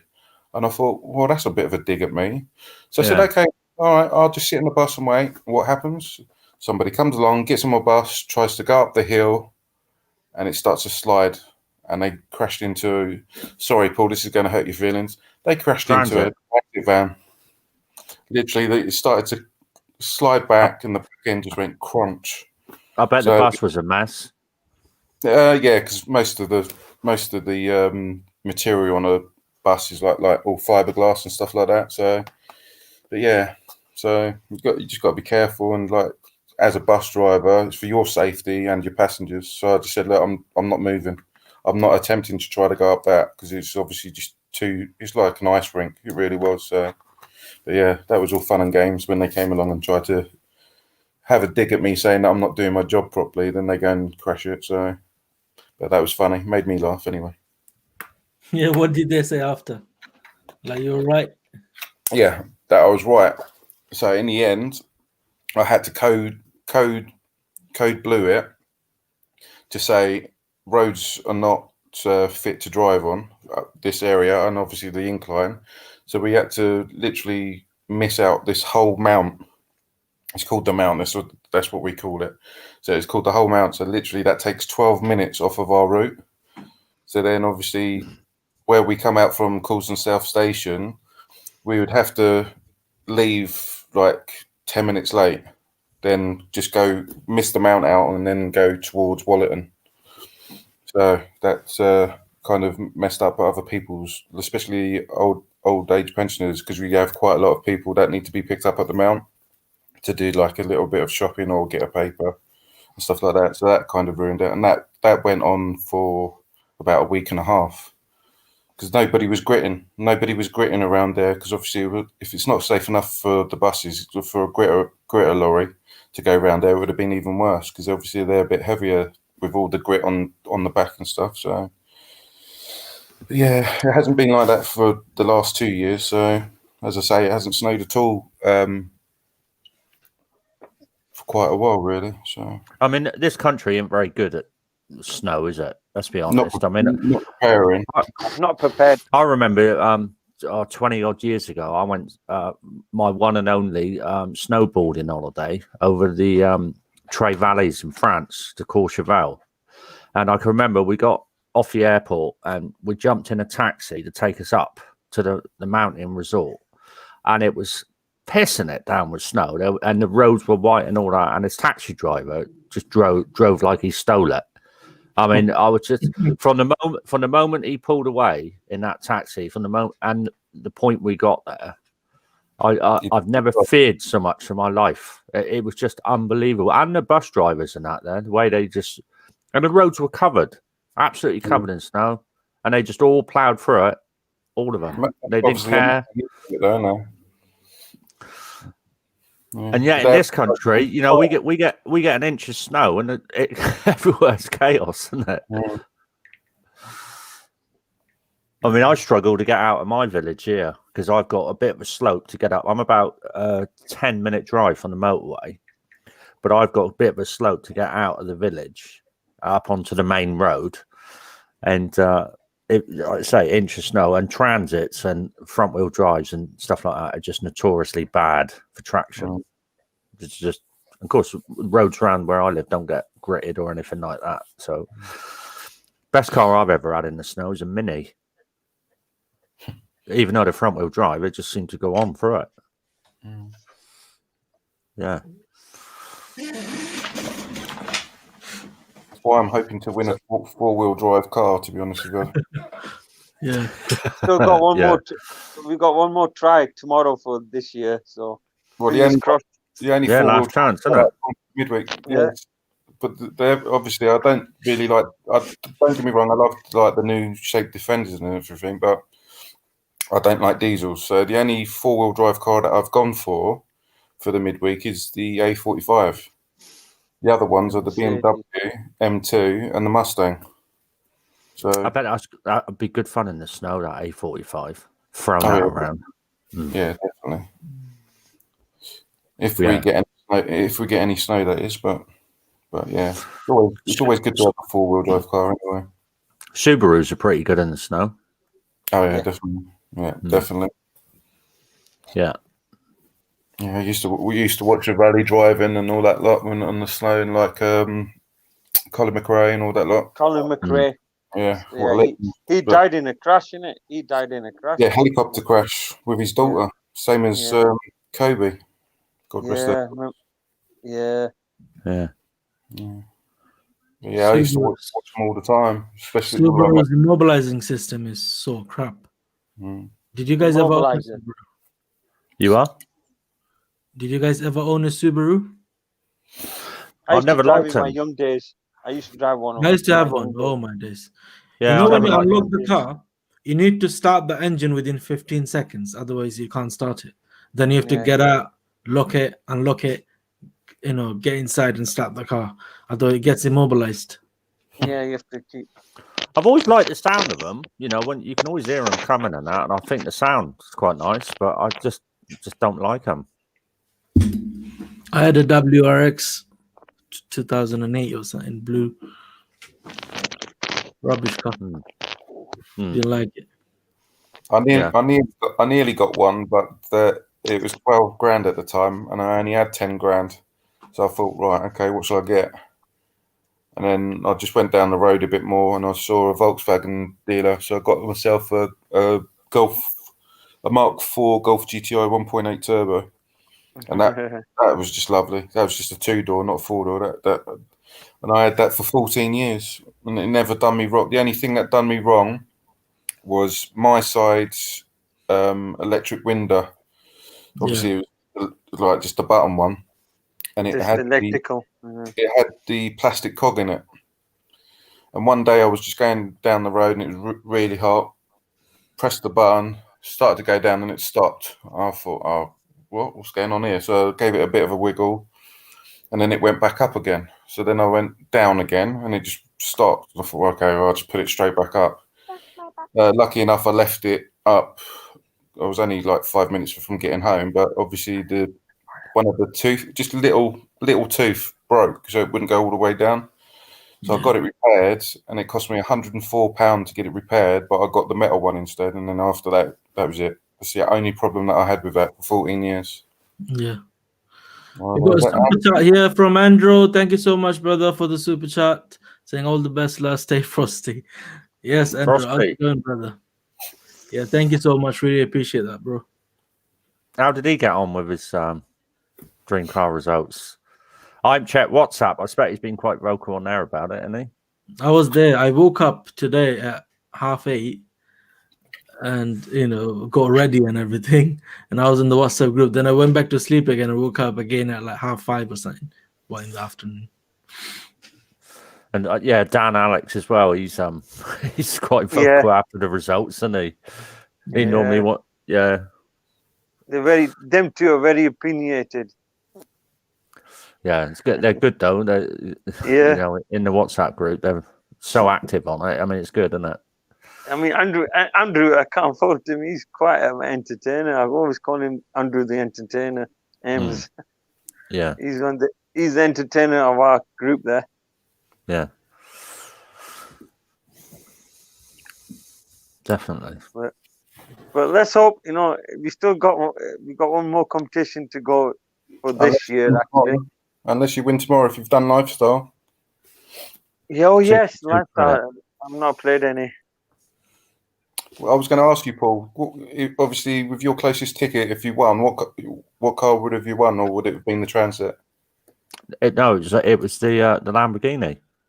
The Hurricane? That was the only one I played.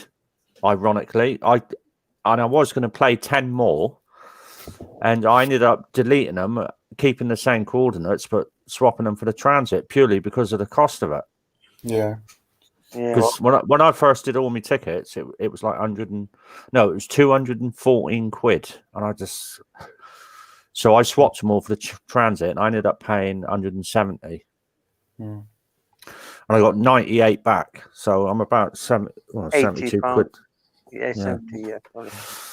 But then I did as well, and I had literally my Nissan GTR hoodie ready, and it literally my nearest ticket was the Nissan GTR, the Ricardo, not the Litchfield though, and I thought, I didn't get that phone call like all of us, so I was a bit disappointed. I just had a funny feeling last night that it was in my bones that I was going to win before. Same, man. A lot of guys out there were saying, weren't they? They thought it was Shan or me, or I don't think anyone said Cam. They felt Cam was going to win. A lot of people. Yeah. A lot of people on WhatsApp.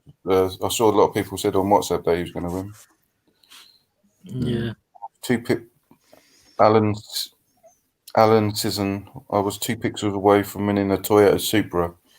Which Supra was it, though? Was it the old school or the new school? Because if it was the new school, that's a BMW. If you're a real Toyota Supra guy, the old one is the one that's a Supra, not the new one.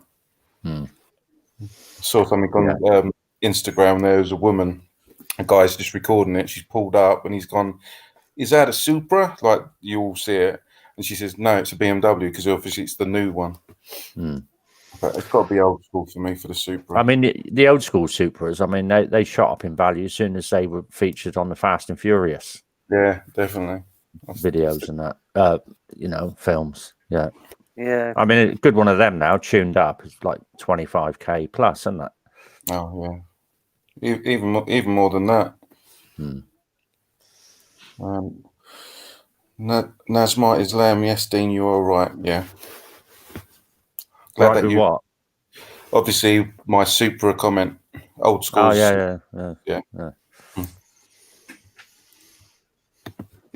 Dean, it's also on the lineup. Yes. Nazma Islam. Yeah. Yeah, because I always look on Google for JDM Expo. They obviously import from Japan, and they've got some really nice ones over there. But obviously, I don't know how much it is. It's like $28,000 because obviously they do dollars in Japan as well. But then it's like anything between $4,000 and $8,000 to get it exported, depending where it's going to. But yeah, they've got some really nice ones over there. So, guys, looking forward to the new year. Do you reckon there are going to be quite a few changes on BOTB, Dean? Because you play it for a long time. So, yeah, have they always done any changes when the new year comes? Prices go up. I've heard through the grapevine they're going to do a competition just for me, so nobody else can win except me. If they don't, I'm going to do the Liam Neeson script. I know where you are. I know where you live. I've got a certain skills and stuff like that. They're going to give you unlimited tickets at a penny each. Yeah, a penny each. Yeah, it would be nice, wouldn't it? Yeah. Still probably win. Or introduce a platinum, what's it called? Yeah, that's what Cam was talking about the other night. That's what they should do, especially for like long loyal players. Like, obviously, because you had the guy that won the Audi Urus 6 and the 100k. He was playing from when it started. I'm sure you have got other players that have been playing longer than me as well. So yeah, I think that platinum, gold, silver, and bronze idea would be good and stuff like that. And the other thing that Cam was going on about, to give him a phone call and say, just for a loyal player, there you go. There's a PS5 or an iPhone, like top of the range iPhone and stuff like that. Just to say thank you for your commitment and you for playing and being loyal and stuff. I think that's just a good idea for everyone, to be honest with you. Yeah. Not just for me. I don't want to be greedy. I'd love everyone to have that phone call and stuff. So, I mean, they probably understand that most people are skint this time of year now, so I can't see them ever putting the prices back up to full price on midweek. I think they've made a bit of a rod for their own back now, because you know the half price tickets have been there for weeks, haven't they? Now on midweek, and the 50k seems to be a regular thing now on Dream Card, doesn't it? Yeah, Christian keeps mentioning that, Well, so maybe that is part of the normal and the ticket thing now. prices are cheaper, aren't they? Yeah, definitely. But I think they obviously I think they need to be careful with their pictures they're using, though, to be honest with you, because that does make hell of a difference in the amount of. I don't, you know, people say I'm not playing and all the rest of it, but even if they, like we always say, just play 1 or 2 tickets, they must see a fall in the tickets that they sell. You know, they might, you know, they might lose a few players, but certainly the amount of tickets that I play, and I know the rest of us here play, drops off if the picture is particularly bad. So I think they need to be a bit careful with that side of it. Because like I say, right now, I mean, this midweek one now, I'm only doing 10 tickets on it, and that's it. Yeah. That's what I've done for me.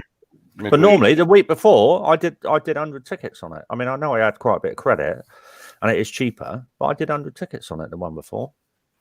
I mean, when Paulie's saying you're doing between 5 and 10 tickets, you cover all the areas. If you had a chance to come a winner, is the next coordinate closest or the other? So even if you're playing 5 tickets, I think it can cover an area playing 5 tickets. Yeah. But I just don't like the picture. Yeah, quite a few people mentioned in the WhatsApp group that I'm not going to play, or I might just play 5 tickets or 2 tickets or 3 tickets. So I mean, that's fair play. At least you're playing. You've got to play it though, just for this. You know, all of this, be in it, and you know, you still got that anticipation, the waiting, and all the rest of it. You know, the chance it might be. If you don't play it, you don't get any of that. As we keep saying, you've got to be in it to win it. So exactly, and be you know feel part of this. I mean, I know you can still obviously if you don't play, you still be part of the group, you know, and comment and everything else. But you know, it's not quite the same, is it? Even if you've only just done 1 or 2 tickets, you still got as much chance as anybody else. You know, we're all equal. Doesn't matter how many tickets we play. You know, some of the guys on there play 2 tickets. You know, Cam's just played 30 tickets on midweek, and that everybody's got the same chance. That's what, you know, you got to remember. Exactly. I haven't met any of you guys personally, but I'm obviously on here. I can talk to you and we can see each other and all that. And it's nice because I don't want to like get the fiddle out or anything, but most of my friends play the fiddle. But so many like so-called friends, I haven't like had phone calls or any messages saying, "Oh, how are you doing? Are you okay? How's the family?" But I'm on here talking to you guys, having a laugh, having a bit of banter, and obviously concentrating on things. I class all with you as my not that I've seen you personally like face to face and whatnot. I count you guys as like proper good mates. Of course. Yeah. So, and hopefully when it's all over and we all win our dream cars or van, we can all like meet up like we were talking like a couple of weeks back. We could meet up somewhere like I'd love to do that. You guys are my better friend than my real life friends. Real life is, and you guys are real life friends too. But I know the ones that I live very close by. Do you know what I mean? So I prefer this than anything else. That's me. Yeah, definitely. After this, everything finishes, man. You know. I mean, what you with me is what you get. I'm down to earth and everything. Yeah. What you got to remember as well is it's an interest or a hobby as well. Some people go fishing, some people do whatever, you know, which costs money either way. You know, being part of this community and playing BOTB and talking about it is an interest or a hobby. And you know, we all throw a few quid at it every week and that. So what? You know, I enjoy it. Yeah, I enjoy it too, man. Definitely. I mean, I got a lot of my good mates and that. They go out on the piss on the weekend, when it's normal time. They'll spend £100 in a night on the piss. Yeah. Never moan about it. They might moan about the price of a pint or whatever, but they'll go out, they get pissed, they smoke 40 fags, drink 10, 15 pints, a load of shots, feel like shit the next day. Yeah. I might be sat here and spend £30 on BOTB. Yeah. And still feel like shit. Yeah, when you don't win. Yeah, the BOTB hangover. That's right. Yeah. No, man, I'm joking. No, but I mean, the community there is there because, people quite upbeat sometimes, when they don't win and all that. Like I say, earlier on, when I saw, my credit and that, and I thought, for fuck's sake, here we go. It's just, I must have been way off. And I had my chance to look at the judging, and because deep down, we all think we're going to win, don't we? Yeah. Yeah. But it don't take me long just to forget it and just crack on. Yeah, literally, as soon as I didn't get that, I literally waited till about 11:15. I thought, right, okay, I'm not getting the phone call, and I went bang straight to midweek, done 10 tickets, and that was it. Nothing of it. And then obviously the announcement came up on Facebook that the guy won the Lister. I thought, well, good for him, and just carried on. I mean, I'm not, it's after a long time I've seen a winner like that winning the Jaguar Lister. It's quite after a long time. I don't think they're going to be. I've not seen one. Is that guy wearing a dodgy toupee, or is that a hat that he's got on? What is it? Like walking in the snow. It's a hat. Look like Roland Rat. The hat. You remember Roland Rat with the hat and the like fluff coming out and all that? It just looked like that. Yeah. Got a cushion. Not one of them. Cool, don't you? Mahrez Porsche. Is he a City fan? Well, luck game based on it. Yeah, I mean, there's a conversation to be had about it. There is a lot of luck involved, hell of a lot of luck. I mean, the guy who won, I mean, did he ever watch any of these videos? Who knows? How long did he spend on it? Who knows? How many tickets did he play? Who knows? He could have been he could have been one of these people that just had a punt, couple of tickets, and bang, he's won. So that is lucky. That is really lucky. Now, if any of us win, could you say it was luck, or could you say it was because we spend a lot of time on it, so there was a lot more skill involved? That's different. Yeah, exactly. It's not always about, like we said before, it's not always about quantity, it's about quality. It is, yeah, and it's the same for every of us. So we've all got the same chance. That guy who won it, he didn't have no more of a chance than what we did. Yeah. Just he picked the winning coordinate. None of the judges picked it. None of us picked it. If you didn't win today, probably wouldn't have won for the next 10 years. Exactly. Yeah. That is. Yeah. I mean, you said, it's all down to skill, but you need that luck. If you haven't got that luck, that skill's not going to get you and anywhere. If he plays again next week, he's going to be probably in zone 5. Yeah. You know what I mean? But what you got to remember, if the judges got it bang on every week, then a lot more of us here will be winning. Yeah. A lot more of the community will be winning all the time. Yeah. So there is luck. It's probably 50-50, isn't it? Luck and skill when you're dealing with judges, with judging like that. Yeah. So the worse the judging is, the more luck's involved, isn't it? Better the judging and the more skill. Yeah. Because we were saying about the judging, it was a bit too high. Like a couple of them went quite high. Yeah. Usually the leader judge usually goes, right, bang, all guns blazing. Well, I'm going to take you off because you're too high or you're too left or too right. But this time he didn't take anyone off. Yeah. But I reckon if he did take them top two, who was it? Chloe and who was the other person? Cam? Chloe, Matthew. Yeah, they went quite high. Yeah. And usually the leader judge would take them out, and then I reckon that would have obviously probably lowered the first average down a bit, and that's what probably would have brought us to our cluster that we done for it. Yeah. So that's what done me in. Like what I always say, I do a cluster, then I do a couple of stray, and literally it was the stray one that was my nearest. So yeah, it is all to do with luck and a bit of skill. There's more luck than skill, in my opinion, than obviously, like you say, your opinion as well and whatnot. But you can drastically reduce your odds, can't you? By working it out where the ball, you think the ball or the average should be, you're reducing your odds all the time. And getting into zone 1 is, I think it's difficult enough now. Yeah. The judging's so unpredictable. But once you get into zone 1, and you know, you drastically reduce your odds of winning. Yeah. Because even if obviously after all the judging was done and they've done their average and they've gone right, the judging there, with that green player's eyes, one was looking up, and obviously as you're looking at the picture, the left eye was looking up and his right eye was at an angle to the left. And when you do the lines for that average where that cross was right of it. So that's where I reckon they could have taken probably the top 2 off to see where it would have dropped down to. Yeah. Quickly, guys. Random Man was saying, "I'm curious if you never pick up the call from BOTB, what would happen? They would wait for certain days. It says in the terms and conditions, I think 15 days or something. Then they will automatically give the reward to the next closest person, next deserving. Unless they get your Surprise contacts. Yeah. Yeah. Yeah. I wonder if that's ever happened. Never happened. Who would do that? Why would you play BB if you don't want to answer the call?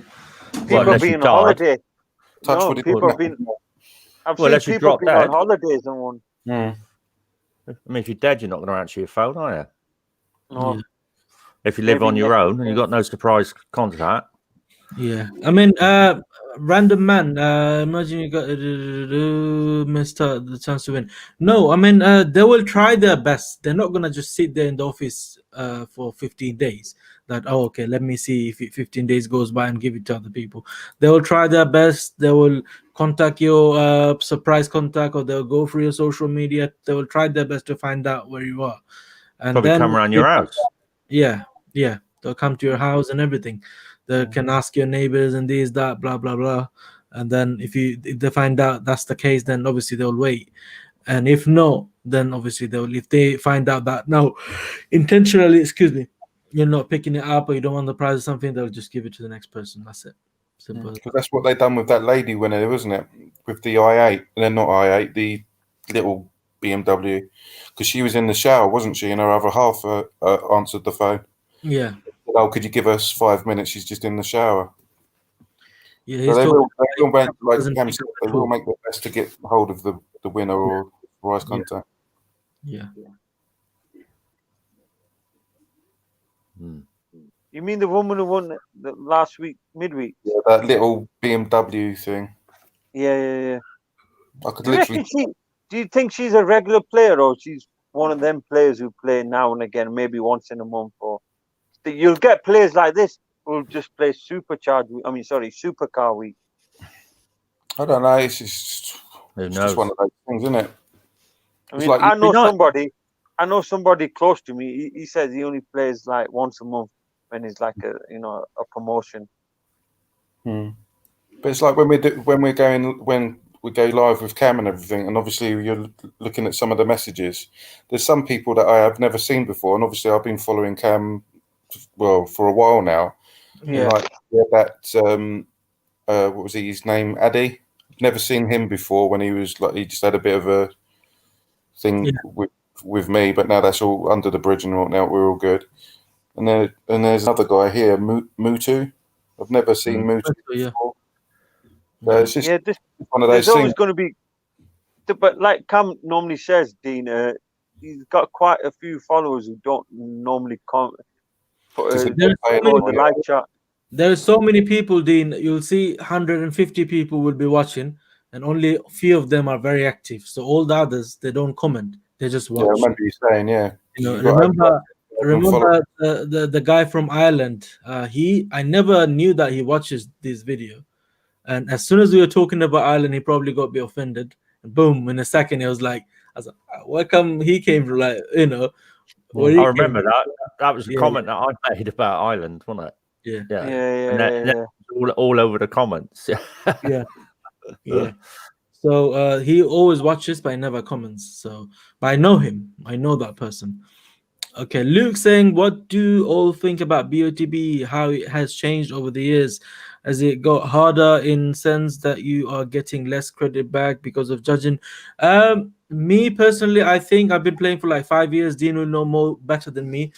Before the judging, the judges used to take it really seriously until the lockdown started or this virus situation started. Judges used to take it seriously, and the judging used to be better back in the day. And obviously, the ticket prices was really expensive. I remember, what the ticket was like. Cheapest ticket was like £10 per ticket or something, like for the mid-size cars, like not too expensive ones, about £10 per ticket. There was 10k with the. That's when I started playing. There was like £10,000 with the car, like if you tick the box. So now it's 20,000.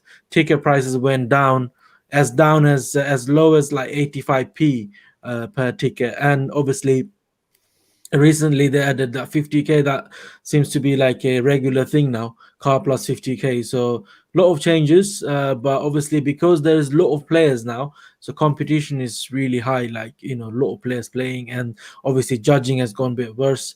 It's same as running a business from home and being in the actual workplace, if you know what I mean.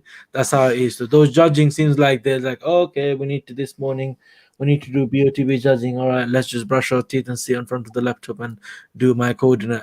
That looks like they're not even bothered. But when you drive to BOTB office, like, excuse me, on busy traffic for 10-20 miles in London is a long time, long drive. You know what I mean? In London, just to drive 10 miles, 20 miles, it's gonna take forever. So say some people driving or traveling have to wake up early, go to BOTB office. So then they think, okay, I've been getting ready for this from last 2 hours, 3 hours now. Let's do some good job. You know what I mean? I know it doesn't make sense to a lot of people, but that's what happening. Like they're not taking it seriously, and that's why probably it's leaving some negative impact on BOTB as well. A lot of regular player losing and everything, but at the same time, obviously from BOTB's point of view, BOTB side to us, they offered a better price, better value, and they're doing great. Obviously, two competitions. Midweek was like a promotional thing back in the day when they first introduced Midweek. It was like lifestyle competition, the raffle, and lifestyle used to be like the midweek because you have to do spot the ball to win the lifestyle, and midweek was a raffle. They used to do like a very cheaper price, like £2,000, 5,000, 10,000 pounds, and sometimes they used to have a car. Like just 1 week in midweek competition was a mini, like few weeks. A Mini Cooper ticket price was £1 something, and it was all based on raffle. Now, and then they took it off, then carried on normally, and then they came back like the dream car now. All the mid prices cars now in midweek competition. So that's what changed as well. Plus the price has gone down on midweek too, so that's another good thing. So all of this has changed actually. There you go. There you go. PO is here, so still here, man. Told you. He doesn't. I didn't say PO, but I know it's PO. Yes, he doesn't comment, but he's always here. So thank you so much for the comment. PO, make sure to give us a thumbs up, bro. Okay. Right. Muto is not a new one, by the way, Dean. He was a bit on and off, but he's been watching for a bit long. He had a bit of a banter with Answer Unknown the other day, but other than that, it's all cool. So I've been watching Cam for a little while, Dean, but I have not been active on the chat or on the street for like a month since I got a new job. I've only played BOTB less than 6 months, anyways. Okay, brilliant. No worries, buddy. Welcome back. Yeah. Brandon saying, is the £50,000 is a pregnant thing? Sorry, permanent. Sorry, all right, permanent. No, I love pregnant. Yeah, it looks like it. yes, BOTB got pregnant, so it's gonna be that 50,000 is their kid now. I mean, by the sound of it, I think what Christian was mentioning to the winner, today's winner, he said, and the regular. So the way he's mentioned it, it seems like it's going to be a permanent thing now. Yeah. Darren Godson just how's it going, Darren, my brother? Saying, how close was you, guys? I was about 20-30 off. X wise, I was like 30 pixels away, and Y I was about 100 pixels away. I was 6 and 17. Yeah, you guys were close actually. Roughly. Cam, why don't you do Facebook some of the winners to get them live on here so we know their story? Why don't you Facebook some of the winners? No, man, that sounds a bit too desperate. If someone wants to join, they can message me. Do you know what I mean? If someone from this family, then yes, that's a different thing. I would go ahead and talk to them. But if someone's not from this family, what's the point? Do you know what I mean? We got a lot of winners and interviews. So if you go to our live Q&A page, you'll see all the winners there. Most of the winners there. Some of them, they didn't bother to come, and I didn't bother to ask. So you know, what can you do? So I won't let you down on Thursday. Yeah. Yes. Positive thinking. Positive thinking. Yes. King saying, love tuning into the stream, guys. I have been close every week since joining the streams. Paul, the point you make are always spot on, mate. Brilliant. Definitely. We appreciate the lovely positive comments and negative comments too, so that we can get even better. Supercar saying, I'm listening while gaming. Amazing. At least, you know, people are tuning in. They want to know what's happening in our life and the BOTB and everything. So that's amazing. Got a lovely community here, obviously. Samir also used to be a very regular viewer, but he's been busy today, saying, amazing, not a problem. Next comment, is the 50k including cash alternative figure, or is it added to the cash amount of the car? It's included, like Urus 190k, that's with the 50k. So Urus's cash alternative, I think about 143 or 42k. Well, whatever, minus 50k basically. It's 142.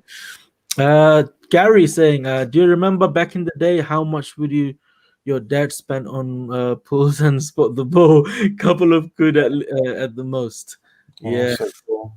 Yeah, I can remember the rubber stamps. Yeah. Yeah, those spent the ball. And Yeah. like sometimes you do it, and like if it's smudged and that, you think, fuck. And like if you didn't have a spare sheet or anything, because I can remember the guy used to come around your house, the pools man. Oh yeah, come around and do you remember? Afternoon.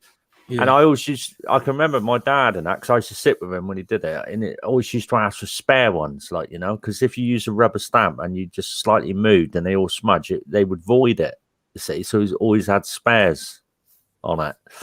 Yeah, used to be mad for it. Yeah.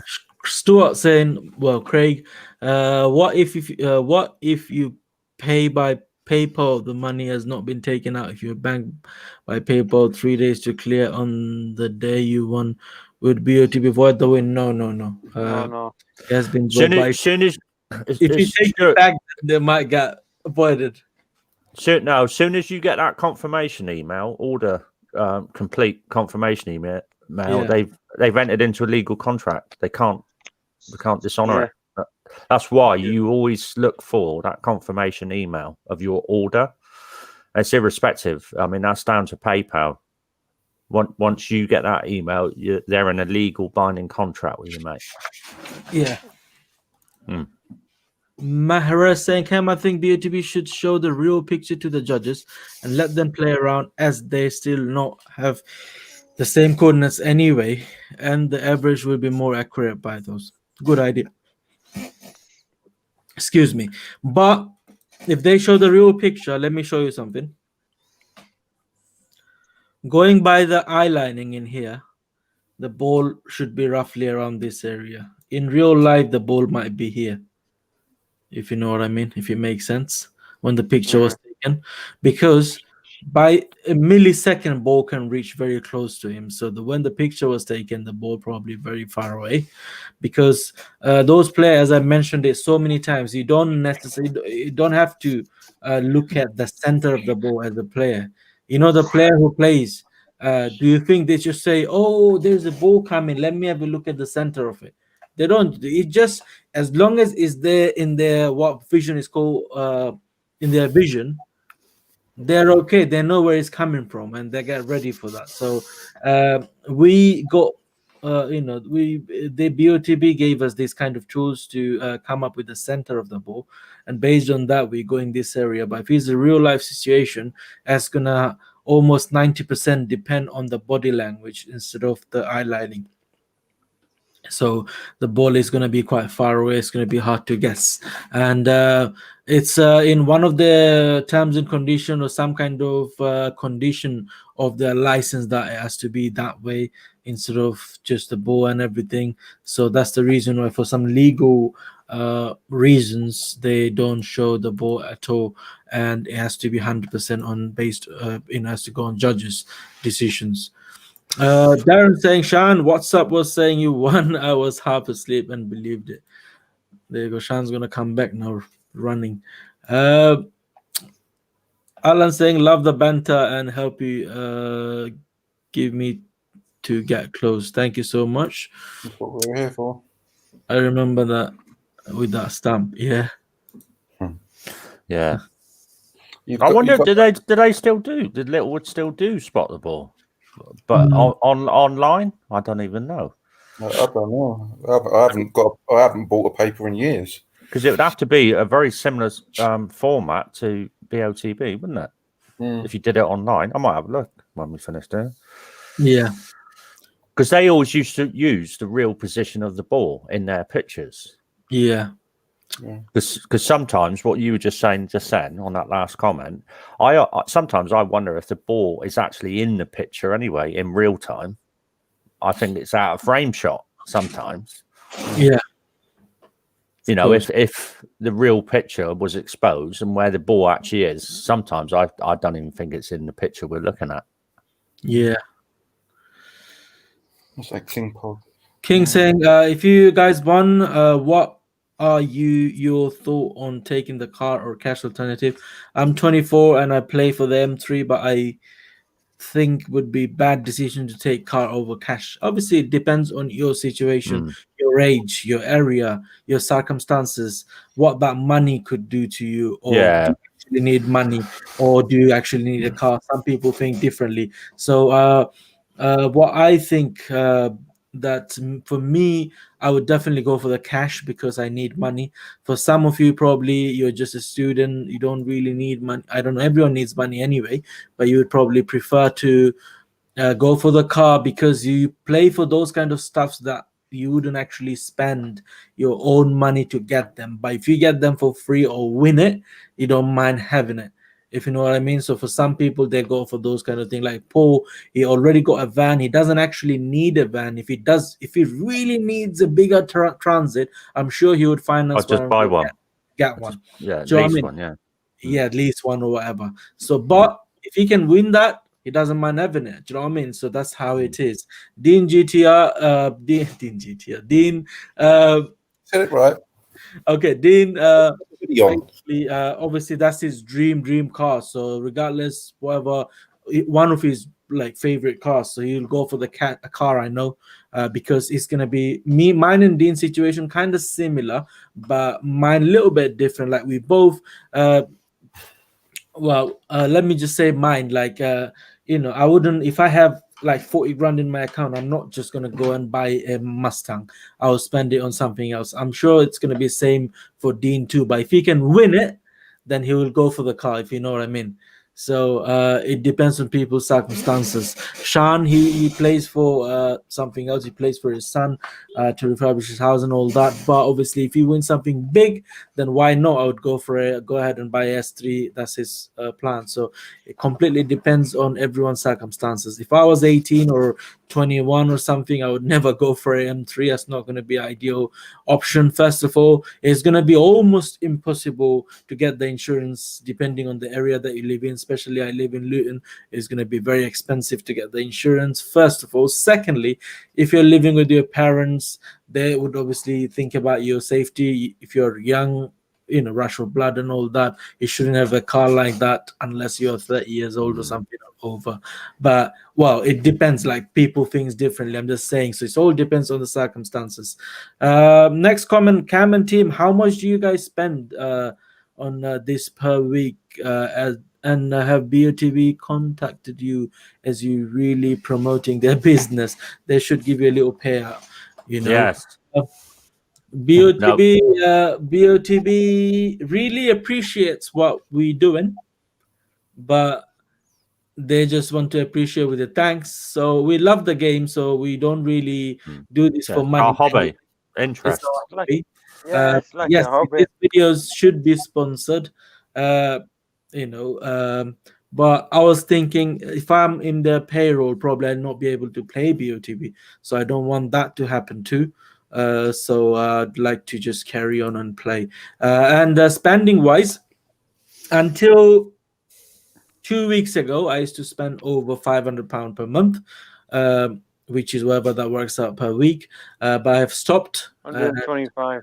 And I try to from now on I will not be spending more than £20 per week.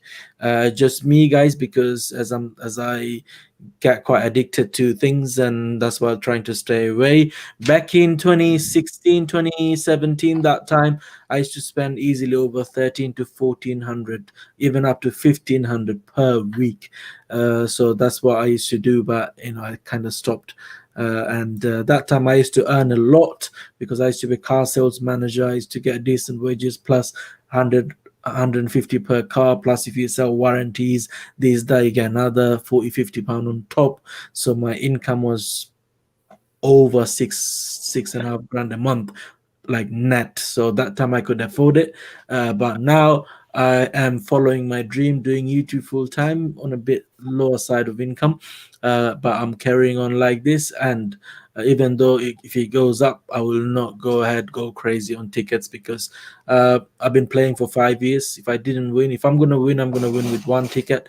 If I'm not gonna win, if I'm not that lucky, I'm not gonna win with 100 tickets. So as Sean always says, quality is matters over quantity. If you get good quality thing like tickets in a better quantity, then you obviously got more chance of winning. So I'm trying to spend more time than buying more tickets and just guessing a sport. Do you guys want to say anything about it, starting with Dean? Yeah, as I was saying for the last channel, I tallied it up this year alone. I've spent just over 4.5 grand. Okay. Last month was 377, and then 333. So yeah. What about you, Paul? Midweek and Dream Car, by the way. Yeah. Well, I'm very similar to you, Cam. I'm regularly 500-600 a month some months, but what I'm actually going to do now is I'm going to give myself £100 budget at the beginning of the month, and if I just decide to play all that on the very first game in the month, I'll just be relying on the results and the credit for me to continue through the month. But if I don't like the picture, I might only spend 20 quid. So I've got 80 quid left. It's almost like walking into a casino and buying 100 quid's worth of chips. And once I lose all that and I ain't got no dream car credit, that's it. Yeah. And I'm similar to Cam, I mean, I work hard. I earn a reasonable wage, I don't go out on the piss or anything extravagant like that. I don't, none of us have had any decent holidays and that. So a little bit of spare money, but I shan't, it's not sustainable. Certainly not for a lot of people, but I think budgeting is a very good idea. And I've always said, and we've discussed it here, that BOTB should offer a cap where you can, like the lottery do, where you can limit what you spend. I think that would be a good idea for a lot of people.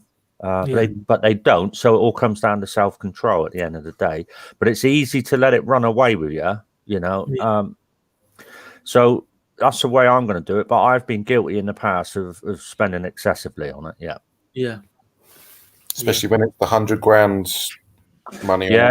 Yeah, you get overexcited. It's just so easy, and just to keep clicking that mouse, and every time you're doing it, it's a £5 a click or £2 a click or whatever it is. It runs away with it, doesn't it? I'm the same as you. Obviously, I don't smoke, I don't drink, or stuff like that. So that's why I can spend what I do anyway. So plus, I get paid weekly as well. So yeah, it's all relative. Like I said earlier on in the stream, I've got mates who go out and spend 100 quid on the piss in a night. 2 packs of fags, 10, 15 pints, and a few shots, and then a kebab on the way home, 100 quid, just like that. Yeah.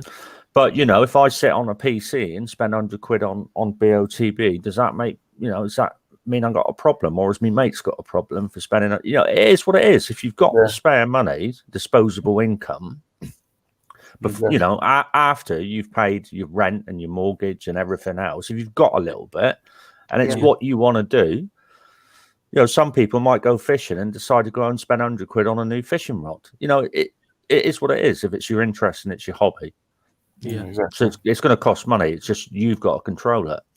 Yeah, I mean, same me, guys. I mean, like Dean said, I don't smoke, I don't drink, so it's a bit of like a spare cash, you know, like a bit of a hobby, you know. What would we done? You know, if I smoked, I would spend money on smoking. So I look at it that way, you know, spending my limits. I've always had limits. I'm always wise, because that's why I always keep saying to people in the group on the WhatsApp, play wisely, guys, because I do play wisely. I don't go mad. I used to the cigarette I smoke used to cost me about £12 a day, and that's like over £300. And I need more than one ticket. I mean, more than one ticket, more than one packet a day, almost. So I've cut it down, and I smoke the roll-ups now. So obviously, I'm saving a lot of money there, and that's why I can spend a little bit of money there. So play wisely, guys. One more comment. Really caught my eyes, actually. Not actually what he said, but based on his circumstances. So, hello guys, I'm Asian country. I'm from Asian country studying in UK. If I win, will I be able to send money to my home country? You can do whatever you like with your winning. No one's stopping you there. If you ask me for a suggestion, I would spend it in here because you earned it in here. But one suggestion I would like to give you, Suraj, because I have been on that position like back in about 12 years ago. I know how hard it is. If you are becoming an addict, brother, as a brother suggestion, don't play BOTB. Because if you are studying now, I know your tuition fee starts from 12 grand a year. And you got right to work about 20 hours per week, I think. So that's your maximum allowance to work. So it's going to be very hard for you to survive in future. So you don't want to do that. Don't go after BOTB if you're an international student. You know, I'm just a suggestion. I'm no one to tell you what to do, but I'm just saying as a brother, I'm telling you, you know, it's very less chance of winning. I've been playing for 5 years, didn't win. Dean playing for 11 years, didn't win. So don't think the miracle going to happen to you and you're going to win, because you're going to put yourself into a very bad situation. But if you can win, that's going to be a life changing for you. But keep, you know, think about the negatives as well all the time. Just because I've been in that situation, that's what I'm just saying. Matt was saying, Cam, don't forget some pictures. The photo is completely edited and Photoshop, like the one where it was just a black background. Yes, of course. I mean, if you are just creating a situation, end of the day, we have to go with the eyelining anyway. As long as you can see the eyes properly, that's the problem. But what pisses me off, when they play with the eyes, you can tell. You know, a 5-year-old can tell that's not a genuine eye. They put some goat's eye or something, or or they blur it. Do you know what I mean? You know, they mess it up intentionally. That's what actually pisses me off. You know, that shouldn't have done that. But otherwise, putting people, and whoever's the editors, come on, bro. I mean, if you're putting someone closer, make him bigger. How long does it take? You've done a good job on taking background. Huh? Why don't you make it slightly bigger? Why don't you make us confused? Just because you're bad editing. Do you know what I mean? It's like I didn't mention, Cam, guys, you were saying how much you spend. I mean, people, probably the audience, want to know what I spend.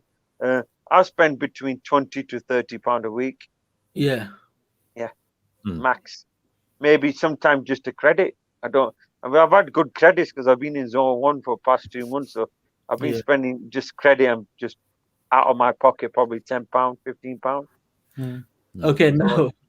They're saying £500 per month. You definitely making Mr. William richer. This is nothing. People spend over £1,200. Even in our group, people over £1,000. Yeah, we've had a person. Easy. Yeah. So it's not just that. We have to understand what answer is on the very next comment, which is the quality over quantity. That's the thing. Maras and Cam, I congratulate you for having all those nice people around taking part in your live stream, making it more interesting to watch. Good luck, guys. Thank you so much for your nice comment. Cheers, Maraz. Cheers. Yeah. This year about £200. Darren, bro, I'm not reading your comment because this guy is just lucky. This guy is lucky. he can just win again. I know, I have a feeling, because he won quite a few things after he won BOTB too. But obviously, if he didn't win, you would have spent a lot of money by now as well, by the way. That's the thing. Okay. Next one. Wow, I'm shocked how much you're spending. Fair enough. Shame we don't get money back, just credit. Yeah, I mean, that's their business module, isn't it? So that's how it works. You know, you're doing it knowing what's going to happen, and you know, you took your chance and everything. Obviously, if you win, you can make the car excuse me, will make up for everything. If not, then no. If I win a Mustang, that's not going to make it up, because I spent a lot more than that in 5 years' time, especially back in a few years back. I spent quite a lot. So many comments, guys. I'm sorry I can't go through every single of them. Just reading it before, displaying. So Hasan Khan saying, "Oh, Cam, good news. I sold my Vauxhall Astra 1.9, bought it for 1270, sold it for 1500. Only did glow plugs and sensors, spent like 50 good. I've done that so Made many a profit. That's good business. good business. I used to make. Oh man, shall I actually say it in the live chat? Anyway, my car buying skill was amazing. My friend used to take me all the time, and I used to make the seller proper upset every time I used to go. And there was a time I bought there was a Rover 75, and he was selling it for like £750. That's literally a mile away from my house. But the guy was quite rich, by the way. So I was like, oh, this, that, this is gone, that gone, blah blah blah blah blah. I was like, how much do you wanna pay? He got pissed off. So how much do you wanna pay? I said, give me £100, I'll scrap it for you. The guy goes, oh, I'll take it for free. I sold it next day for £750. As a reminder, guy came. He wants to go back. Leave the country basically. So he needs a car to drive, and he just took it. I say, if it blows up in the way, don't ring me.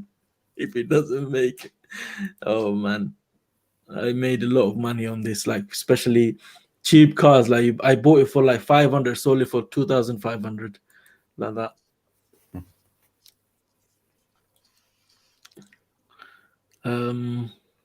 What's next?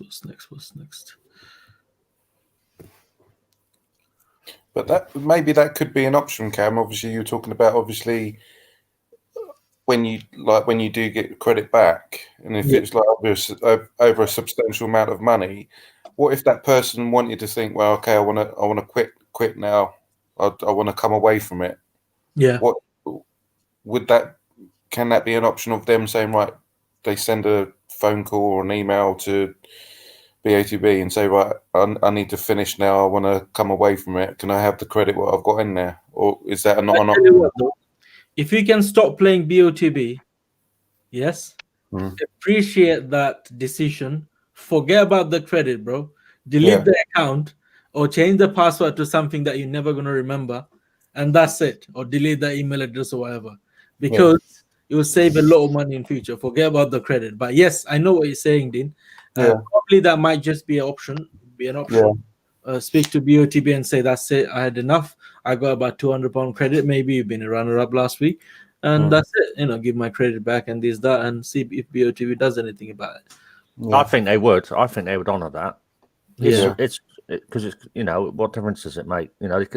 It'd be quite a rare thing, I would have thought. But someone could be desperate for that money. I mean, if you won a couple £100, just say, for instance, you spent 30 quid and you'd won a couple £100 that particular week. It could be a situation where you needed to pay your rent or something like that. Yeah, that's what I was thinking. Just who knows? Something could go wrong on their car and they need to fix it or whatever. So I'm sure if you rang up or emailed BOTB, I think they would give you that in value. Yeah, definitely. Yeah, because they're a professional business. They're not going to want to upset anyone for a couple £100 and get bad publicity for it. Yeah. Matter saying, Cam, maybe a bit more personal one. Why didn't you pursue computer programming, or any reason you haven't? Very lucrative. I'm a coder myself. Website good money. Before I start my, giving you my answer, I got first class in uni. on computer science, computer engineering. So I am in top of it, but I don't like it. I find it boring, if you know what I mean. I was so good at it, but I find it boring. I always wanted to be something that I wanted to do something that I love to do, you know. And when I first moved in Luton, I started working in Car City, and I actually loved it.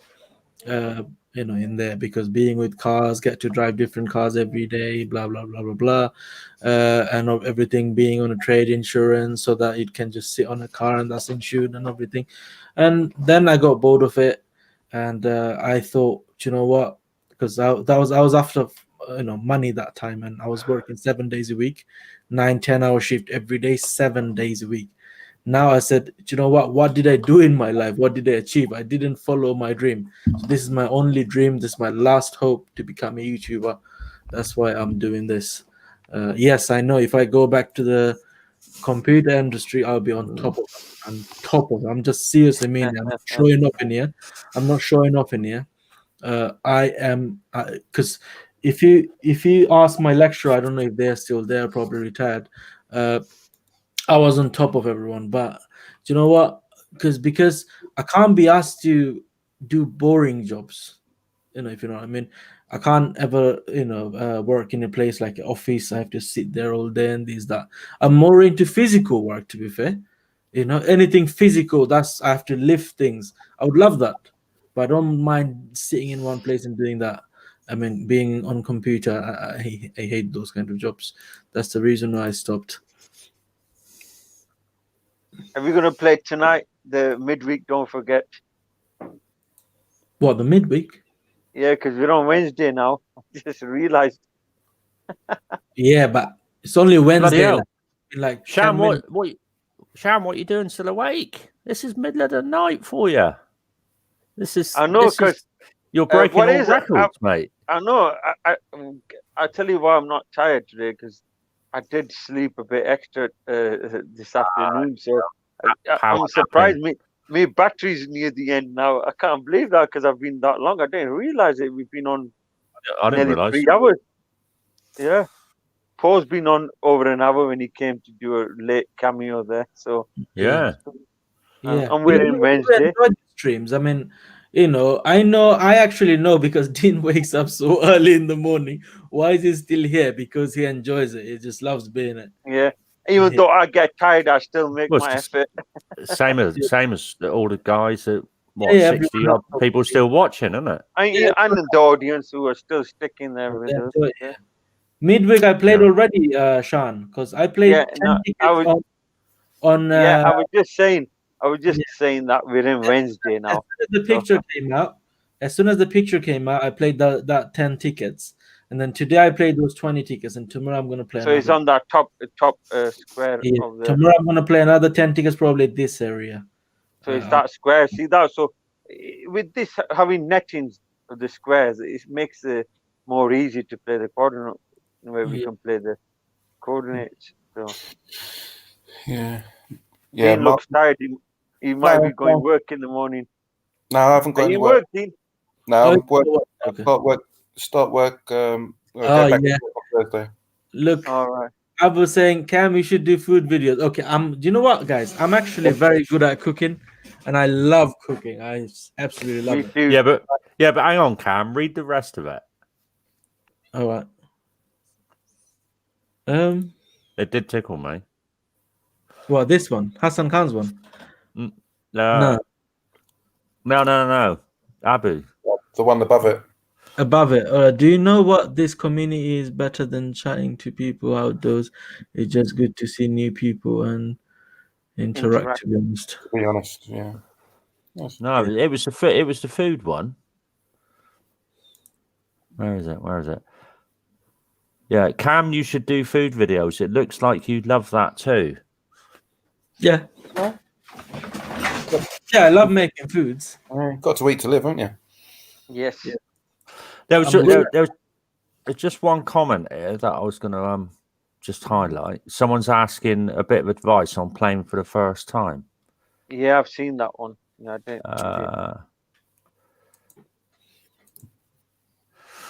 Oh, there you go. Oh, yeah. What advice would you give for someone who would like to? Oh, we clicked. All right, let me click, Paul, because I clicked it, you clicked it, and then it disappears. Okay. What advice would you give for someone who would like to play for the first time? If you're playing for the first time, before you play, don't play. Oh man, Prepare for the worst, hope for the best.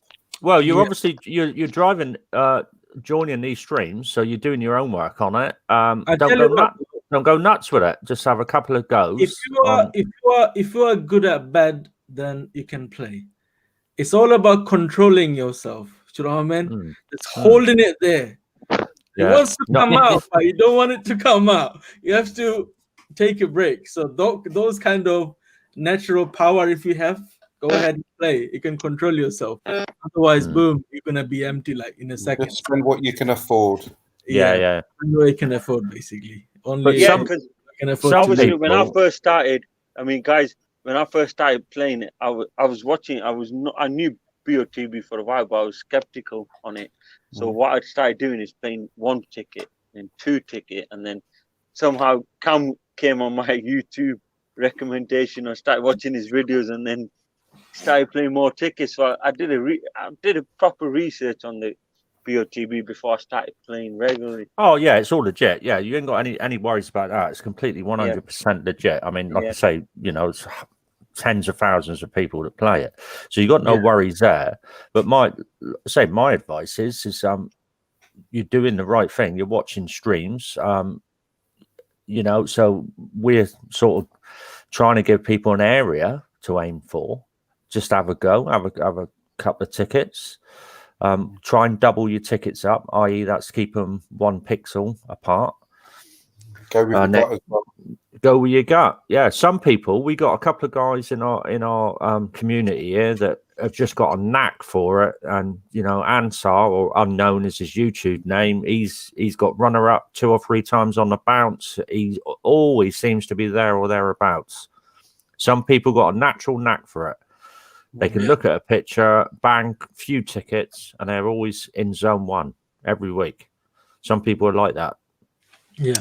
Us guys have to work a lot harder for it. Yeah. Robert, definitely. Why not? I'll cook some food for everyone. I was actually planning to do a bit of a some kind of link up, mega link up with everyone, if anyone's up for it. So just because of this, what's happening, like the virus situation, it's not happening. But yes, in future, definitely. I'll be also saying, Cam, I give it to you. I have to give it to you. You pick some top blokes to come on live. Sharon Paul, Dean, Tom, Pike, and that guy too, Susan Shan. No, funny people have good chemistry. Definitely, like the match up. A lot of people, anyone can come in here and talk, but it's not just about that. Like being friend, like have that connection. That's what matters. Let me just quickly answer to Hasan Khan's question. He asked, how much does trade insurance cost per year? Also, how can you get it? Do you need to have registered business, car sales or something? No, you don't need anything. All you need to do, just search for trade insurances, put your number, you get 1 million phone calls in like 1 minute. And all you have to say is, if you don't have a showroom, if you just, I know what a lot of people have it for, like they don't really run a business, but because they have 1 or 2 cars or they want to drive different cars, they go for a trade insurance. You have to say you're self-employed and everything, blah, blah, blah, blah, blah. And that's it. You can get insurance, and you have to mention that you're going to do it full time. If you say you're going to do that part time, then it's going to be a bit hard to get the insurance. Anyway, go from that dodgy stuff. How much does it cost? For me, I got about 9 years no claim bonus on trade insurance. That's why my insurance is about £650 for the year, and I can. That's up to insurance group 50. I can drive any cars. And what else? The cover, the value of the car maximum they will pay out is 20 grand. I went for I didn't go for anything more than that. Fully comprehensive, and obviously third party claim up to 2.4 million, so it's 3 million or whatever, and that's it. It's a good one. So basically, if you ever trade insurance, boom, you just sit on a car, it's insured. If some car doesn't have no tax, no MOT, no nothing, boom, doesn't need it, anything. You just sit on it, it's insured. Do you know what I mean? I can sit on a proper expensive car and it's insured. That's how it is. But obviously it has to be under 50 insurance group. Well, actually, I can sit on a supercar and it's going to be insured because within first 14 days of buying a car, well, you have to say you bought it, but it's insured. But then they decide no, it doesn't cover. You have to take it off or do a different insurance, and that's it. But instantly, you can just sit on any car and it's insured. You can drive it. So it's better. Arsenal won again, Dean. I've been flicking through, looking at the football results. United were lucky. It's only Brighton. Yeah, but it's a start. I told you, you're on a run now. Hopefully we can win the rest of our games, would be nice.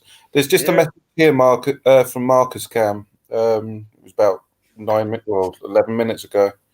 About the lifestyle. Yeah, obviously I said about if you're going to buy tickets, he said that he's bought 20 tickets for the lifestyle, but he's done it separately. Yeah. Just asking, does it mean that I have a good chance to win? I know it's just a game of pure luck. I've entered the lifestyle about 20 times and I have done it separately, as Dean mentioned in the last video. It's a good chance to win, and it's better pure luck. It's pure luck. It's pure luck, 100%. If you buy the tickets on different times, don't just buy one ticket. If you're playing 20 tickets, maybe 10 tickets, you can do that. Then you probably have slightly better chance. Might work. Tobias said I didn't answer his question. He's saying how much chance have you winning BOTB than the lottery? BOTB got more chances than the lottery. Yeah, I mean, I can give him the exact on that because I did some research. It's zone 1 is 5,024, so that gives you the odds of 5,024 to 1. And this stream here, I know there are others out there, but this stream we aim you towards zone 1. So if you buy one ticket and you get in zone 1, your odds of winning are 5,024 to 1. If you do 2 tickets, that then reduces by half. If you do 100 tickets, your odds are 1 in 50. If you got 100 tickets in zone 1, it's 1 in 50. Now, I don't need to tell you the lottery is 14 million to 1. Yeah. So there's your answer. Yeah. Lottery, those luck, we don't have it. We don't have it. Man. No. Yeah. No. I'm crap with maths. And how much fun? If you walk into a shop and buy £5 worth of lottery tickets, how much fun do you get out of it? If you sit on BOTB and you join these streams and you join the WhatsApp group, how much fun do you get out of it? And you could spend the same amount of money. So there's your answer as well. Yeah. You're saying thank you, Paul. Matt is saying I back Cam can cook some cracking lamb dish. By the way, thank you for the answer to the computer programming questions. I have also graduated in photography, so that's my dream subject, by the way. So I combine them two, and so I'm active. Amazing. I'm actually good at photography too. I have I will actually share with you. I've taken few pictures, few photos. Didn't have much good camera, but I'm quite good at color grading and all that, and made them look quite good. So I'll share with you. And I'm a big fan of Peter McKinnon. If you guys don't know who that is, go ahead and watch him. He is the legend. That's the only person. I'm not being arrogant in here, but I never call myself a fan of somebody. Never did. There's only 2 person I'm fan of. Only 2 person. No one else. So number 1, obviously Peter McKinnon. Number 2, Will Smith. So this is the 2 guys I'm absolutely love, and I'd love to meet Peter McKinnon one day. I don't know if he's gonna meet me, but I will definitely, when I get more subscribers. If you have 1 million subscribers in your channel and comment on other YouTuber channel, then reply to you and everything. But yes, one day, I would definitely meet him. He's a legend. If you watch his video, you'll know why I call him a legend. Basically, You know how we struggle with ideas. His video, I'm making coffee today. The way he gonna present that, the way he does the B-roll, the way he does the talking, oh my god! I mean, you just feel like watching it. There was a time I recently stopped because he stopped making video. Well, he hasn't stopped, but because of this situation. But there was a there wasn't even one day I didn't watch his video before I go bed. I used to watch his videos. So entertaining. Well, not entertaining, it's creative. The way he does it, the B-rolls and everything, the slow-mo. Recently, we done an advertisement for Hyundai in Canada. He's Canadian, and he done the advertisement. So good. You should go and watch it. He said the title is "We're Only YouTubers." I mean, basically the whole point was people call the professionals thing. The people say what the YouTubers gonna do. We need to call the proper professionals and everything. And we're only a YouTuber. The way he did it, no professionals can do it. That's amazing. So check him out. Very good guy. He also his photography is amazing. There's a video called the bucket shot. He took a picture of a mountain and the river and covered by snow or something. Did you watch it? Did you watch that, Dean? No, you were saying something different. I thought you were saying about. I think what's the guy's name again? Peter McKinnon. Peter McKinnon. It sounds familiar. Yeah, I mean, he took that picture, and the Canadian government, they used that picture on their pound sign, not pound, I mean dollar. Yeah. The dollar coin, and they used that picture. So imagine, he's a legend. He's a legend, man. There's my favorite video of his. There was a video was "The Mountains Won't Remember Me." That's the video. So good. He's a master of B-roll and cinematographer. Yeah, that's it. Matter. Yeah. Amazing is. Honestly, I could like your videos. I would like. Youngish guy with a beard. Yeah, I mean, I can comment. show you. I can share you his channel. 1 second. His last name's M. Is it McKinnon? You said, yeah. McKinnon, yeah. McKinnon. Yeah. Watch his video. I mean, you're gonna fall in love. He's so good. The way he presents, the way he talks, everything about him. I mean, I've only got one man crush. That's David Beckham. He's a Londoner, by the way. Yeah. He's from East London. Yeah, he has his pie and mash. Yeah. I've even got tattoos. I don't know if you can see them. Yeah, it's him. That guy. I've got tattoos. Love life on my hands. Yeah, that the mountains won't remember me. That video was one of his best. That was the bucket shot video where the picture was taken to. They used it as on the pound coin and dollar coin. That was his latest video. That is the Hyundai one. I watched it yesterday.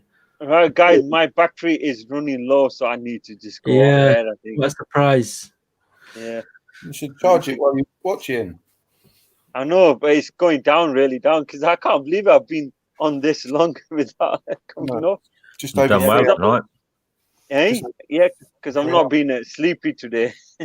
We've got a comment as well from Merca saying, honestly, I could like your videos. I would like, if I could like your videos, I would like it 1,000 times. You guys are amazing and you all look very respectable people. And Thank you. A negative comment from any of you. Appreciate Keep it up, guys. Thank you so much. Really appreciate that. Cheers. That's what keeps us going. We'll do it for you guys. Yeah, it's you guys, obviously. How much credit you go back? I got I spent 214 like credit and I got £30 back. So I spent 170 and got 98 back. oh, that's all right. Mine was 120 and I got just over £30 back. Oh, you charged this? Have you got a supercharger, Shan? No, it went off, but yeah, I'm still gonna. It sometimes just goes off. I don't know, the internet plays, and sometimes. Oh, okay. When you probably guys out there probably see me going off and then coming back. It's just the internet, it plays up sometimes. Okay, let me read Abu's chicken and chips comment. What do you say? The two people I'm a fan of his chicken and chips that met him in his digestive system. Oh man. You got to read that Hasan Khan's last comment at the bottom there. Imagine Sean's battery dies during BOTB winning time, like Christian comes and Sean goes up. You know, I've had a Guy. lot of people. I've had a lot of people commenting Sean winning and he's asleep. Maybe there's some signs showing that I'm gonna win. Yeah. I mean, I appreciate guys saying that you're gonna win. You're gonna win. It gives a good feeling. That. Yeah. Positive vibes. That's what we need, isn't it? Exactly, positive vibes. Yeah. We're getting there. Hopefully, we'll have some winner tomorrow. Yeah, we're on Wednesday today now. Yeah. Yeah, tomorrow actually. Yeah, because tomorrow's Thursday. Tomorrow, what? Tomorrow Wednesday? Well, tomorrow is Tomorrow, because it's We're Wednesday. in Wednesday now. Come on, obviously we've gone past midnight and we're on Wednesday now. So oh my days. don't forget tonight at 9 o'clock, 9 p.m. We'll do VIP the live VIP. coming up tonight at 9 p.m. guys. So don't forget to join. And at 9 a.m.